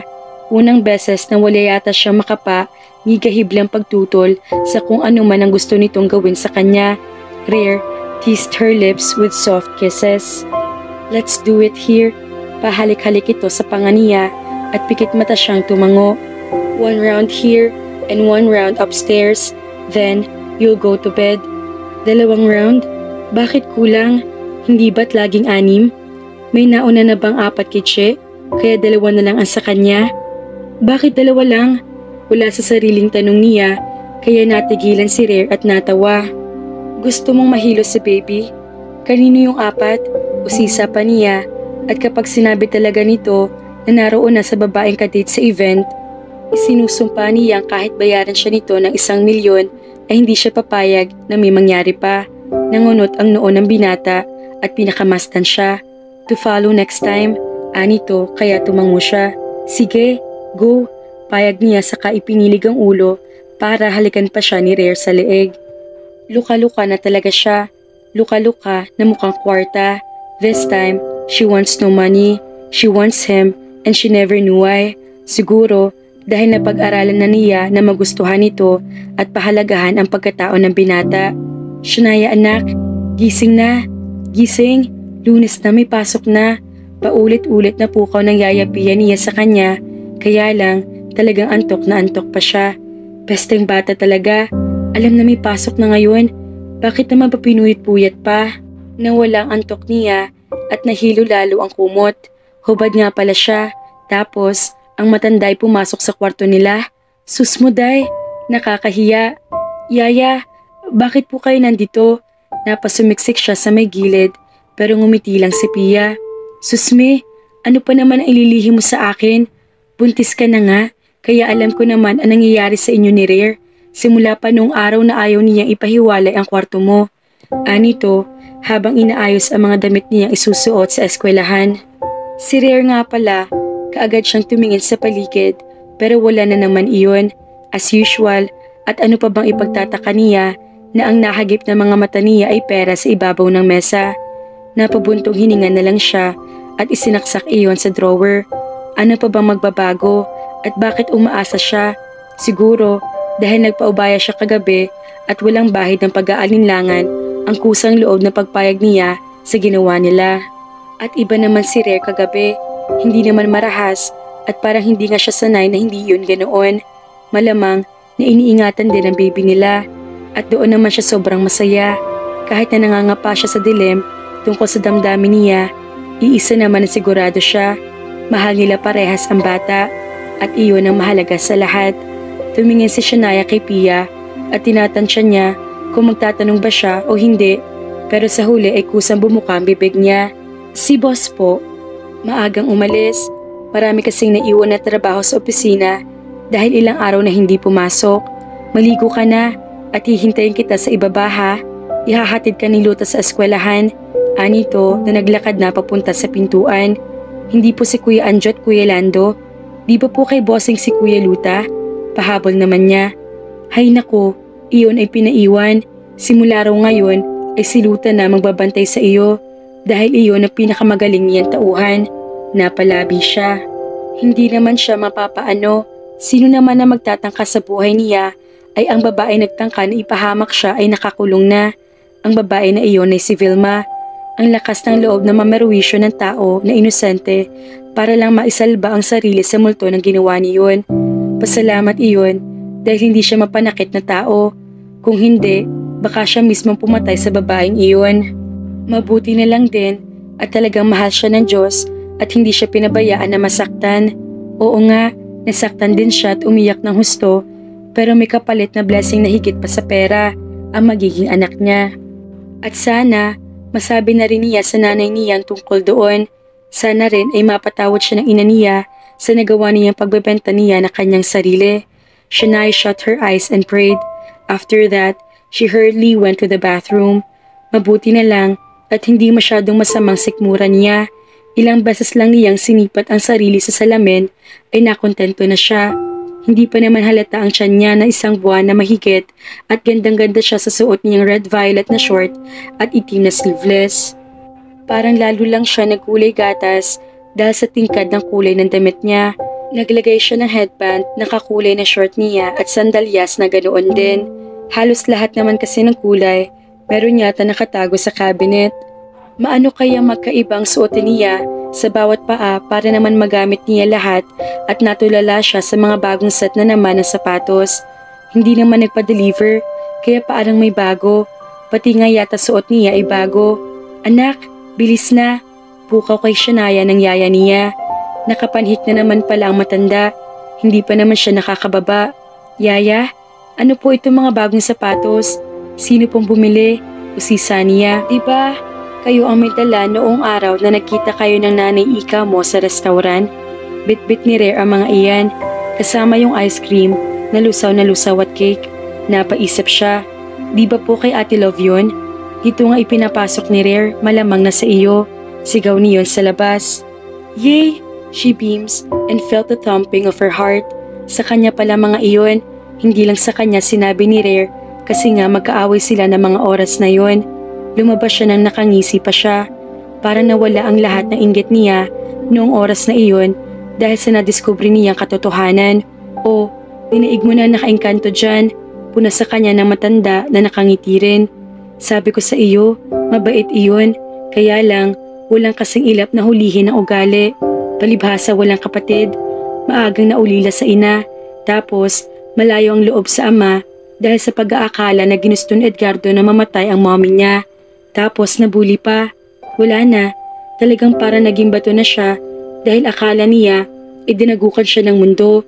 Umiiling na sabi nito. Oh, hala na nga.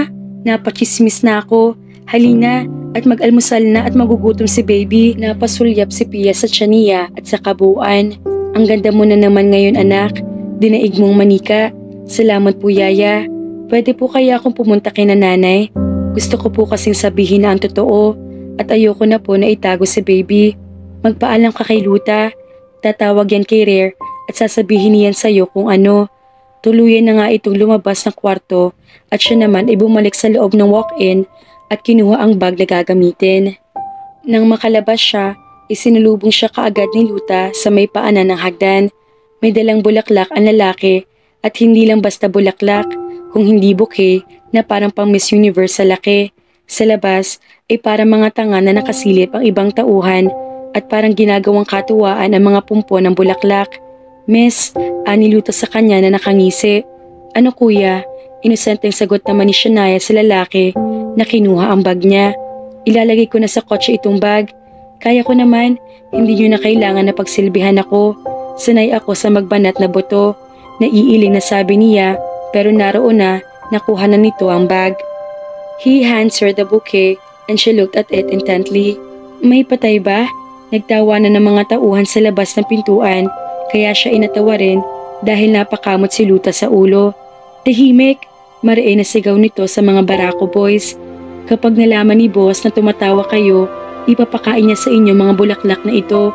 Agaran naman na natahimik ang mga iyon at siya naman ay parang tuluyan na talaga na kinilig. May pabulaklak si Boss Rare. Umarko mga kilay niya ng dalaga. Tapos ay tumingin ulit sa mga bulaklak na hawak ni Luta.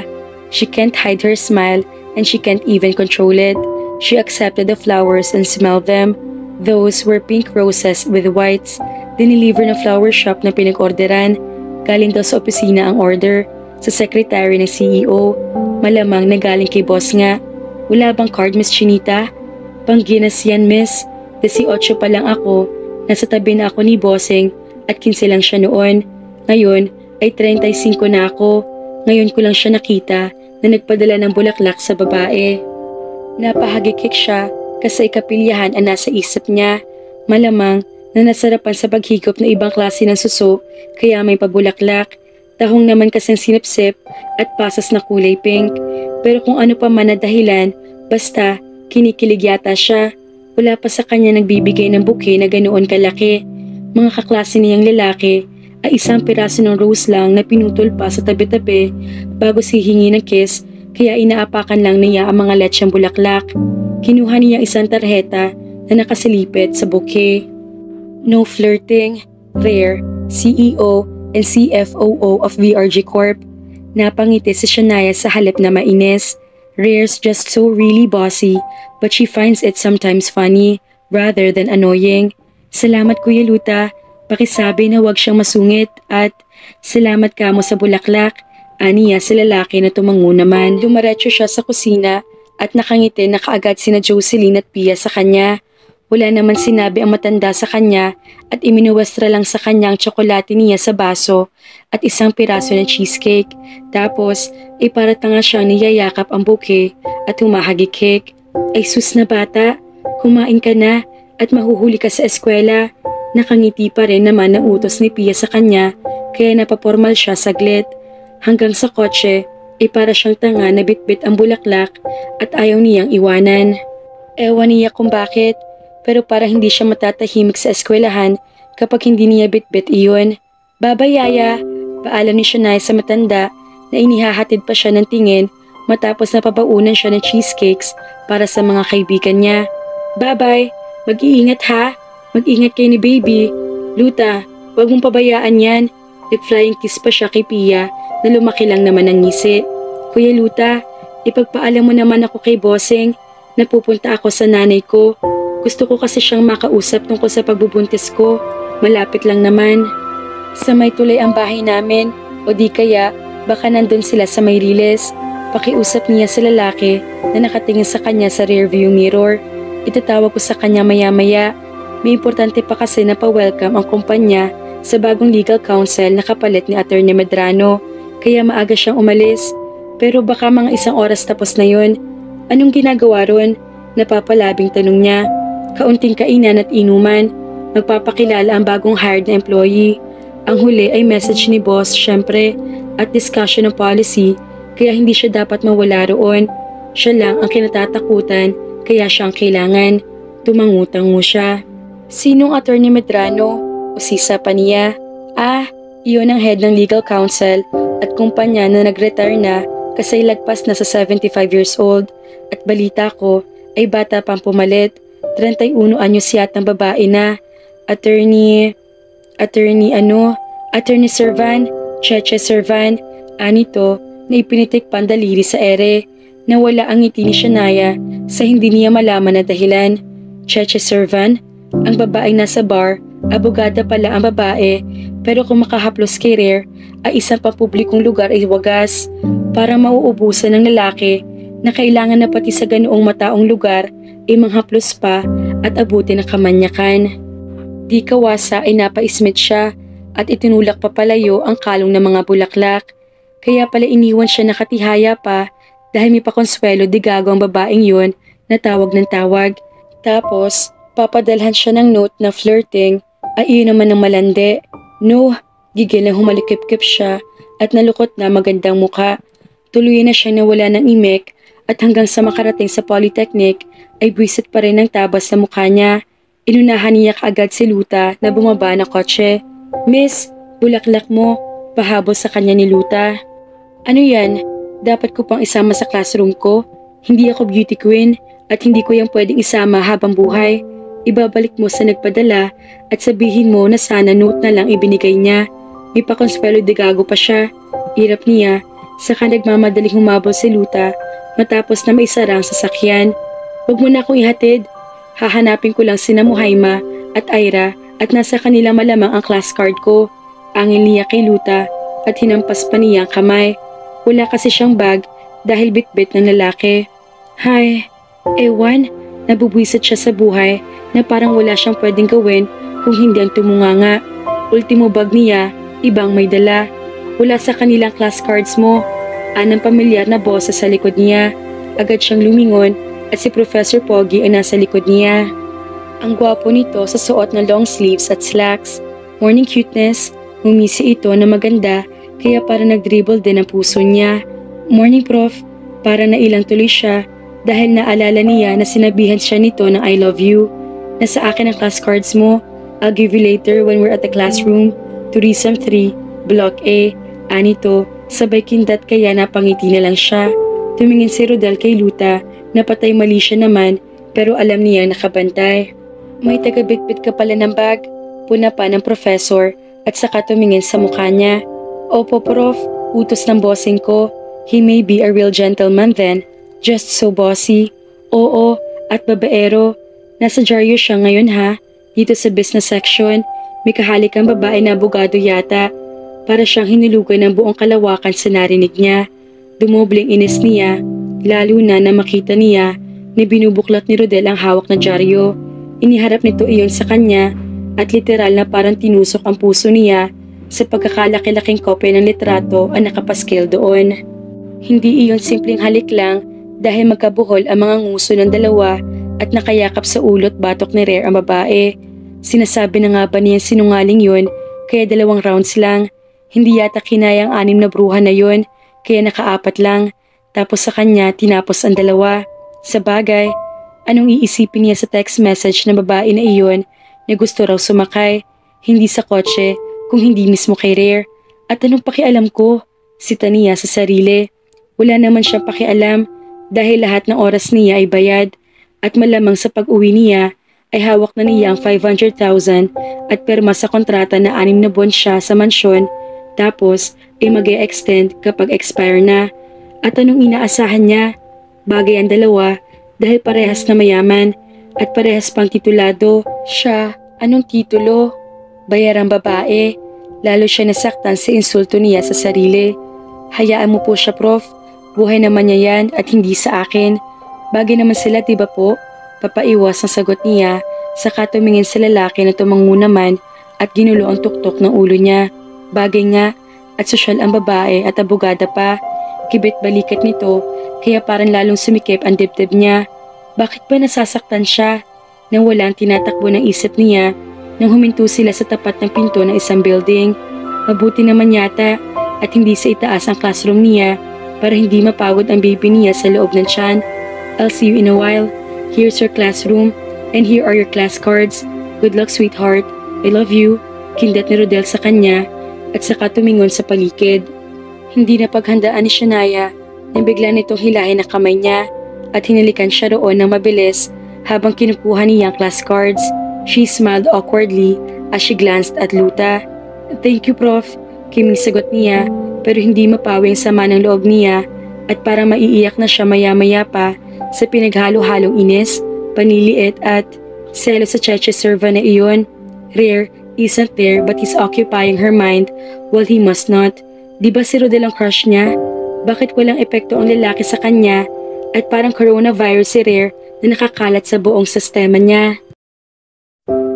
Natapos na ang buong klase sa umaga, ay masama pa rin ang tabas na mukha ni Shania. Naglalakad sila sa pasilyo ng eskwelahan nang bigla na lang siya makaramdam ng pagkaduwal kaya sa isang sulok na lang siya sa labas ng pasilyo na patakbo at doon sumuka sa may batuhan. Agad naman na sumunod ang dalawa at inalalayan siya.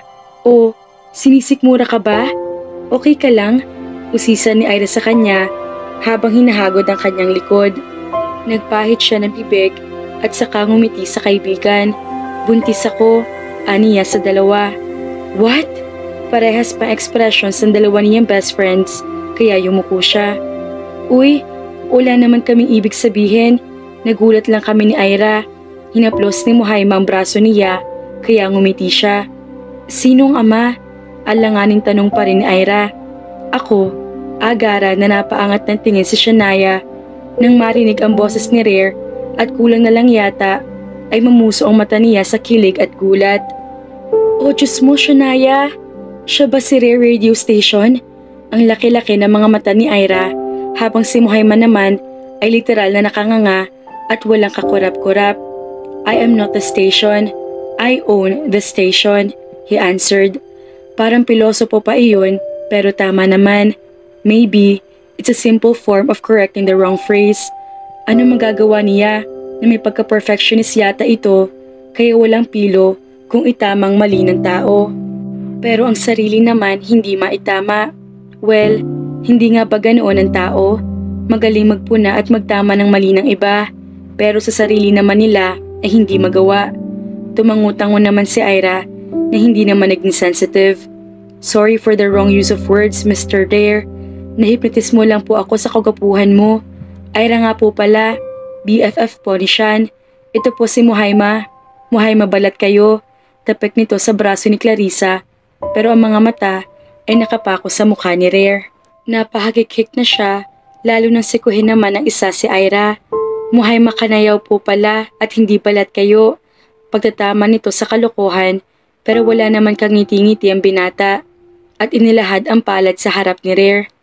Ay lintik, baka umiral ang pagiging isnabero ng bossing niya. Maluloko na, mapang-asar pa naman ang mga kaibigan niya. At laking tuwa niya nang tanggapin naman iyon ng isa, kaya nakikamay na rin si Muhaima. Tapos, sabay pang dalawa na inamoy-amoy ang mga palad. Ang bango niya, putya, bulong ni Muhaima.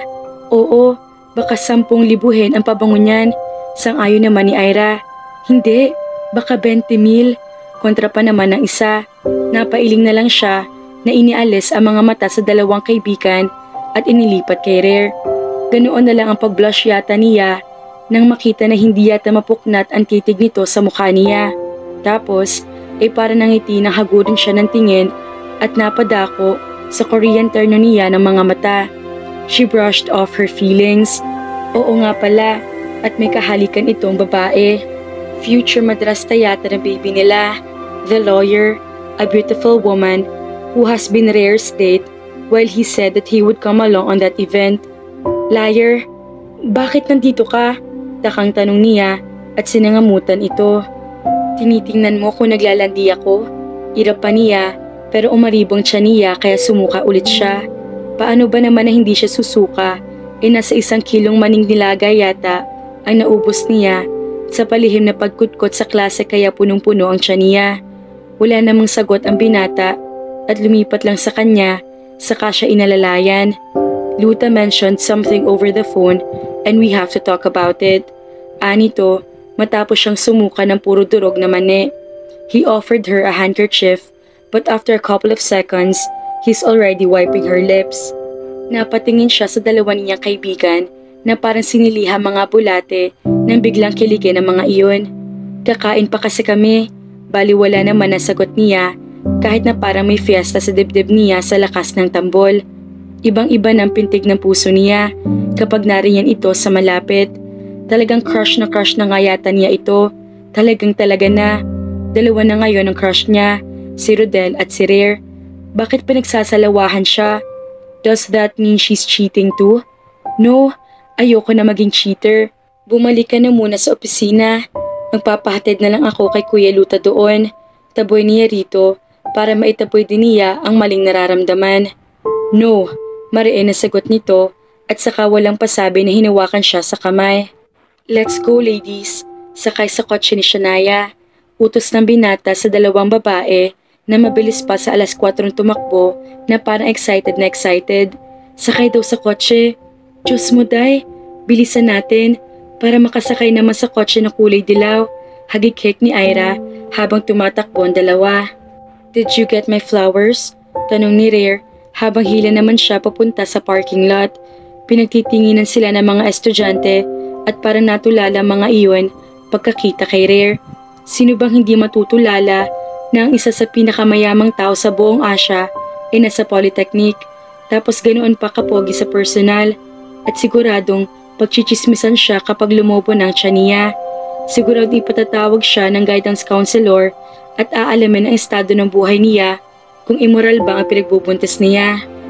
Oo, salamat, she barely whispered. Tumingin ito sa kanya at tumaas ang sulok ng labi. How about the note? He even asked. Ah, yung walang kasing sweet mong message na no flirting? Oo, nabasa ko. Tuwang-tuwa nga ako eh. Salamat ha, ang sweet mo talaga. Talaga. Sa susunod na ilagay mo naman na note, huwag kang magkakamali magtaray ha. Ang sweet nun, sobra. Painsultong irap niya, pero tumawa ito ng husto, kaya siya naman ang natamilmil. Bumuntong hininga ito pagkatapos. It was supposed to be good luck. Oh, di bakit hindi na lang good luck? Wala namang masama. You know what? Sometimes, I think you have to stop covering your true identity. Saying good words and showing better intentions don't make you less as a man. Aniya rito. But this is me, he answered. That you've practiced to become. Hindi mo naman kailangan baguhin. Pag-aralan mo lang na sabihin yung gusto mo talagang masabi. Hindi yung papalitan mo ng kasungitan. Nasabi mo na rin ngayon.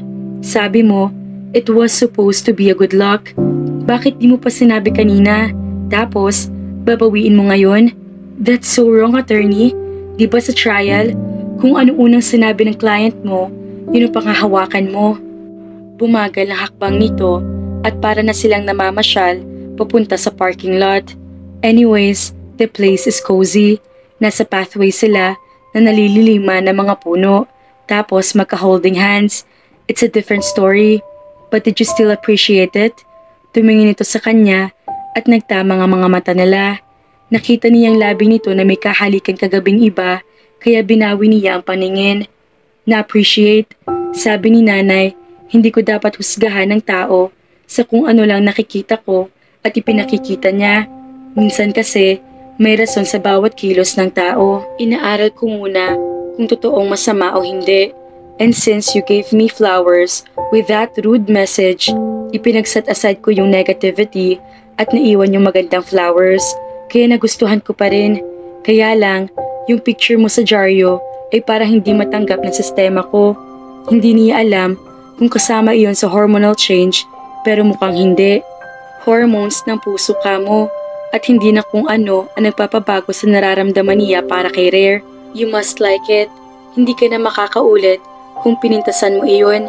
Mayabang na sagot nito kaya siya naman ang napahagik-hik. Ang yabang talaga. Utang na loob pa pala niya na naabutan siya ng bulaklak. Bossing, she tugged his hand which made him pause. Saglit itong tumingin sa kanya pero nagpatuloy pa rin siya sa paglalakad kapag kuwan. He has no response and so she still says her thoughts. Kapag lumaki si baby sa loob ng tiyan ko, ipapatawag ako sa guidance. Aniya kay Rare. Anong sasabihin ko? Tell them you're pregnant and I'm the father. If they ask for your marital affair, tell them lies. Sabihin mo, mag-boyfriend tayo. Lies? Oo, kasi may girlfriend ka namang iba. Gustong gusto na niya itong tanungin tungkol kay Che, kaya lang, hindi niya makuha ang lakas ng loob. They won't believe me. Maniniwala ba sila na nasungkit kong isang Villa del Rey na mailapa sa pusang gala? Nairolyo niya ang mga mata. Okay, akong pupunta sa kanila at ako mismo ang magsasabi. Ipaalam mo lang sa akin kapag ipinatawag ka nila at tinanong at sasabihin ko sa kanilang katotohanan. Or better yet, uunahan ko na sila. Ako ang magpapatawag sa dean mo at sa counselor. Natawa siya bigla. Baliktad talaga. Ito pa magpapatawag sa halip na silang sa guidance. By the way, didn't I hurt you last night? Lumingon ito sa kanya at para nag-blush na naman siya nang maalala ang ginawa nila sa kusina at diretso paakyat sa kwarto. No, you were gentle. Hindi na lang niya itinuloy pero nabitin ang tangka nitong paghila ng pinto ng sasakyan at tumingin sa mukha niya. Napakamot si Shania sa ulo at napamarcha. Bakit ba tinatanong mo pa ang tungkol doon? Natural, hindi ako napagod. Kasi dadalawa naman yun. At in fairness sa'yo, hindi halata na nakapag-perform ka na agad ng 4 ka doon sa girlfriend mo. Alam ba niya na nakatira ako sa bahay mo? Hindi napigil ang bulalas niya. Nangunot ang noo ni Rare at para nainis sa sinabi niya. I don't have a girlfriend. It doesn't mean that when you see my face plastered boldly on a stupid newspaper means I am having a serious affair. At paano mo ipapaliwanag ang lintik ng nguso mong parang kuhol na nakakabet sa nguso ng babae na iyon? Gustong gusto niya itanong kaya lang pinipigil niya talaga. And knowing him, he will never bother to answer or if he will, baka kasinungalingan lang ang sabihin. Pero naalala niya nang ipakilala siya nito sa bar sa babaeng iyon. The woman who makes my nightstand. Iyon ang sinabi ni Rare kay Che. As you were saying, I was what? Usisa pa nito. A lousy performer. Humagikik siya at tumigas naman ang panga nito. Hindi niya alam pero nasanay na siya sa marahas nitong pag-angkin sa kanya at nagustuhan na niya iyon. Oh God, Sean. Natutup nito ang noo. Sean? Napatingin si Shania sa mukha ni Rare. Did she hear him call her on her nickname? You knew I couldn't be as brute as before. Tumiyim ang titig nito sa kanya. Pagkatapos ay nangiti. Napapadalas yata ang pagngiti nito sa kanya. Nagpapa-fall talaga. You prefer it hard? Humina ang boses nito. I prefer it hard and 6 rounds. Irap niya, sabay sakay sa kotse at kung ano naman ang ikinasaya ng walang hiya dahil ang lakas-lakas ng tawa na parang abot sa Planet Bio. Holy Christ! Gigil na kinagat ni Rare ang labi at tiningnan pa siya habang pairap-irap siya sa loob ng kotse. Lintik talaga. Mas madalas pa para sa kanya ang aminin na mas gusto niyang brutal ito sa kama kaysa sa aminin sa harap nito na crush na nga niya. Holy Christ ka dyan, she sneered. Next time, we'll do it a bit hard. Hindi na mapuknat ang ngisi ng balahura kaya pairap-irap na naman siya. Sean, sabay silang napatingin ni Rare sa tumawag sa kanya at si Rodel iyon na nakangiti na kaagad kaya ngumiti rin siya. Kabaliktaran ng facial expression ni Rare na tumapang ang mga mata at mayabang na namulsa. Prof, Ana Mania. Prof, si Boss Rare ko, Rare Villa del Rey. Boss, si Professor Pogi.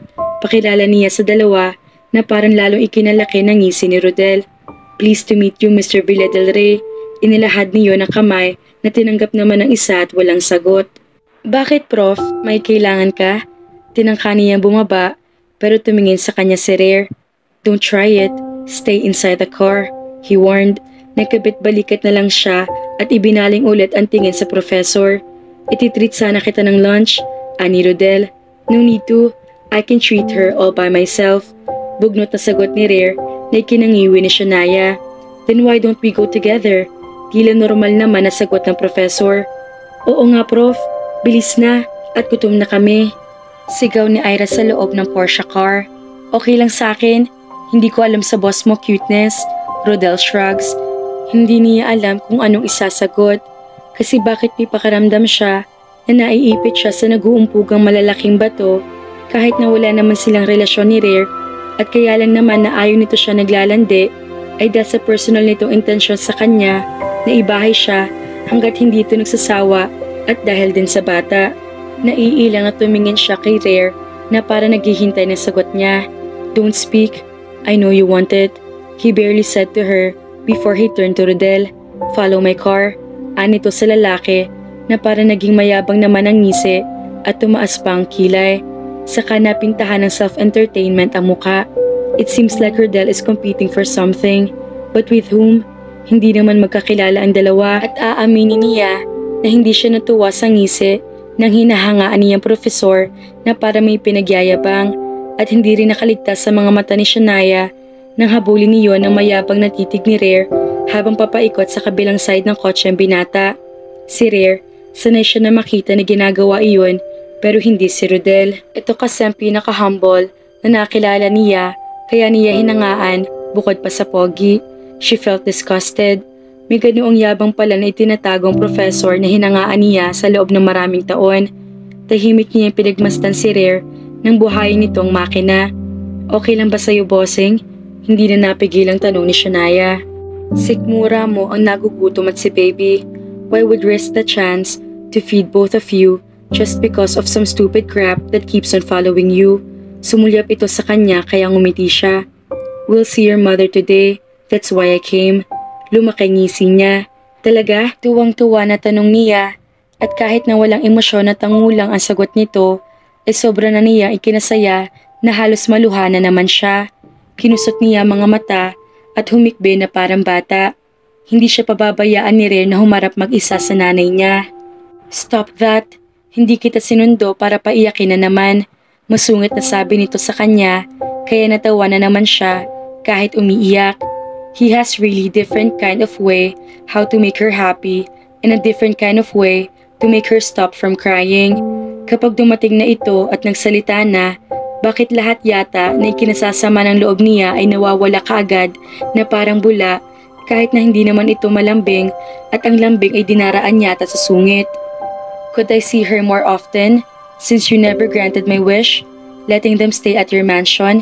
Kahit na 2 beses sa isang linggo lang sana. Half day lang naman ang pasok ko at pwede naman yata akong ihatid ni Kuya Luta kahit saglit lang doon sa may tulay o sa tabi ng riles ng tren kung nasaan sila. Pakiusap niya. Rare side. MWF after your class but be home at 5 p.m. Bago ako umuwi galing sa opisina, dapat nasa bahay ka na at makikita kita. Doon ka sa akin. Bago ako pumasok sa gate ng bahay ko at doon ka sa kama ko. Bago ako pumasok sa pinto ng kwarto. Doon, natahimik ito nang yakapin niya bigla. Doon ako sa'yo hanggat gusto mo. She finishes it. Thank you so much. Ano? Napabitaw si Shania habang sumisinghot-singhot. Pinindot ni Rare ang screen sa dashboard at nakita niyang tumatawag ito kay Luta. Bossing, bring the girls to my favorite restaurant and tell them to call that professor. Sabihin, may emergency lang ako na dapat tapusin at susunod kami kaagad ni Shania riyan. Areglado, bossing.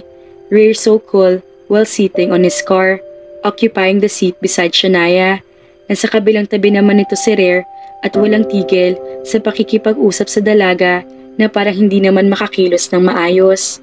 Bakit kakaunti na sa plato mo? Shania looked at him and leaned in closer. He pauses from chewing his food and smiles at her lightly. Don't mind me, I'm okay. Just enjoy your food, he simply replied. Gusto mong beef? Alok nito sa kanya, kaya mas lalo lang siyang napatitig sa maganda nitong muka na mas lalo pang gumaganda. He opened his mouth to say no, but he had rather said yes, not just to turn down her sweet offer. At least naman, hindi siya nito iniitsapwera kahit nakasama mga kaibigan at nariyan ang dakilang manliligaw. Pinapansin pa rin siya ni Shania at inaalala. She puts a big slice of beef on his plate and his eyes didn't miss how Rare's eyes turned so mad. Kanina pa niya napapansin ang mga titig ng lalaki na parang inaaral ang kung anong meron sila ng dalaga. Mabuti na lang at maingay ang mga babae at walang tigil sa paghahagikikan kaya nawawala ang bigat ng paligid. He's not numb not to feel the heaviness of rivalry between the two of them.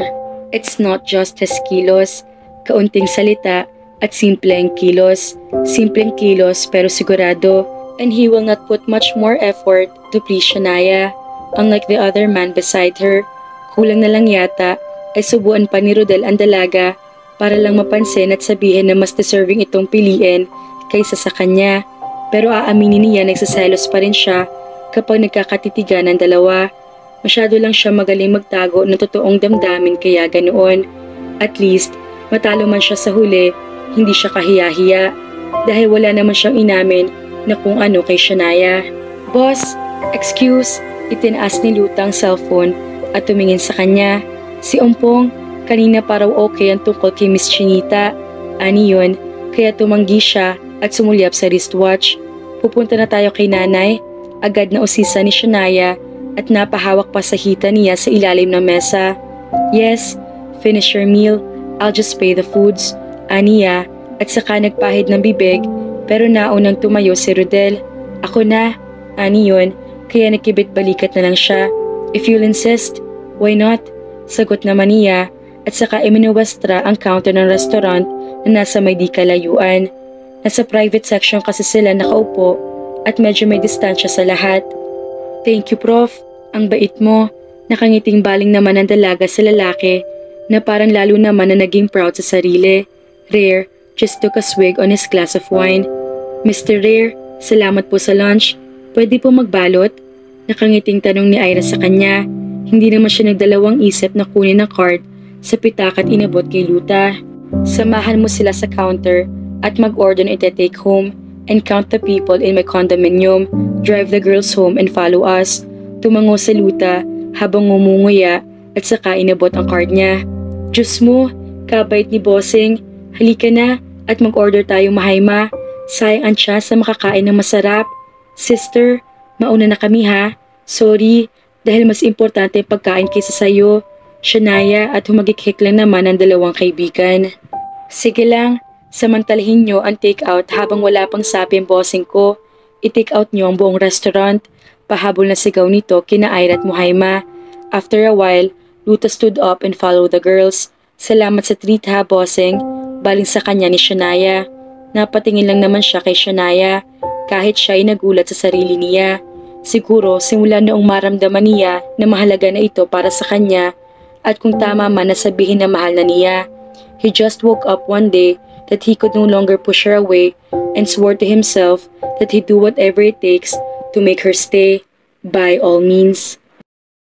Hayan ha, talagang may pagtingin na siya sa dalaga mga kafelisidad. Iyon nga lang, napakalaki pa rin ng pride at ayaw umamin. Pero mali yun naman sa sunod na episode. Aamin na. Kaya naman, Abangan!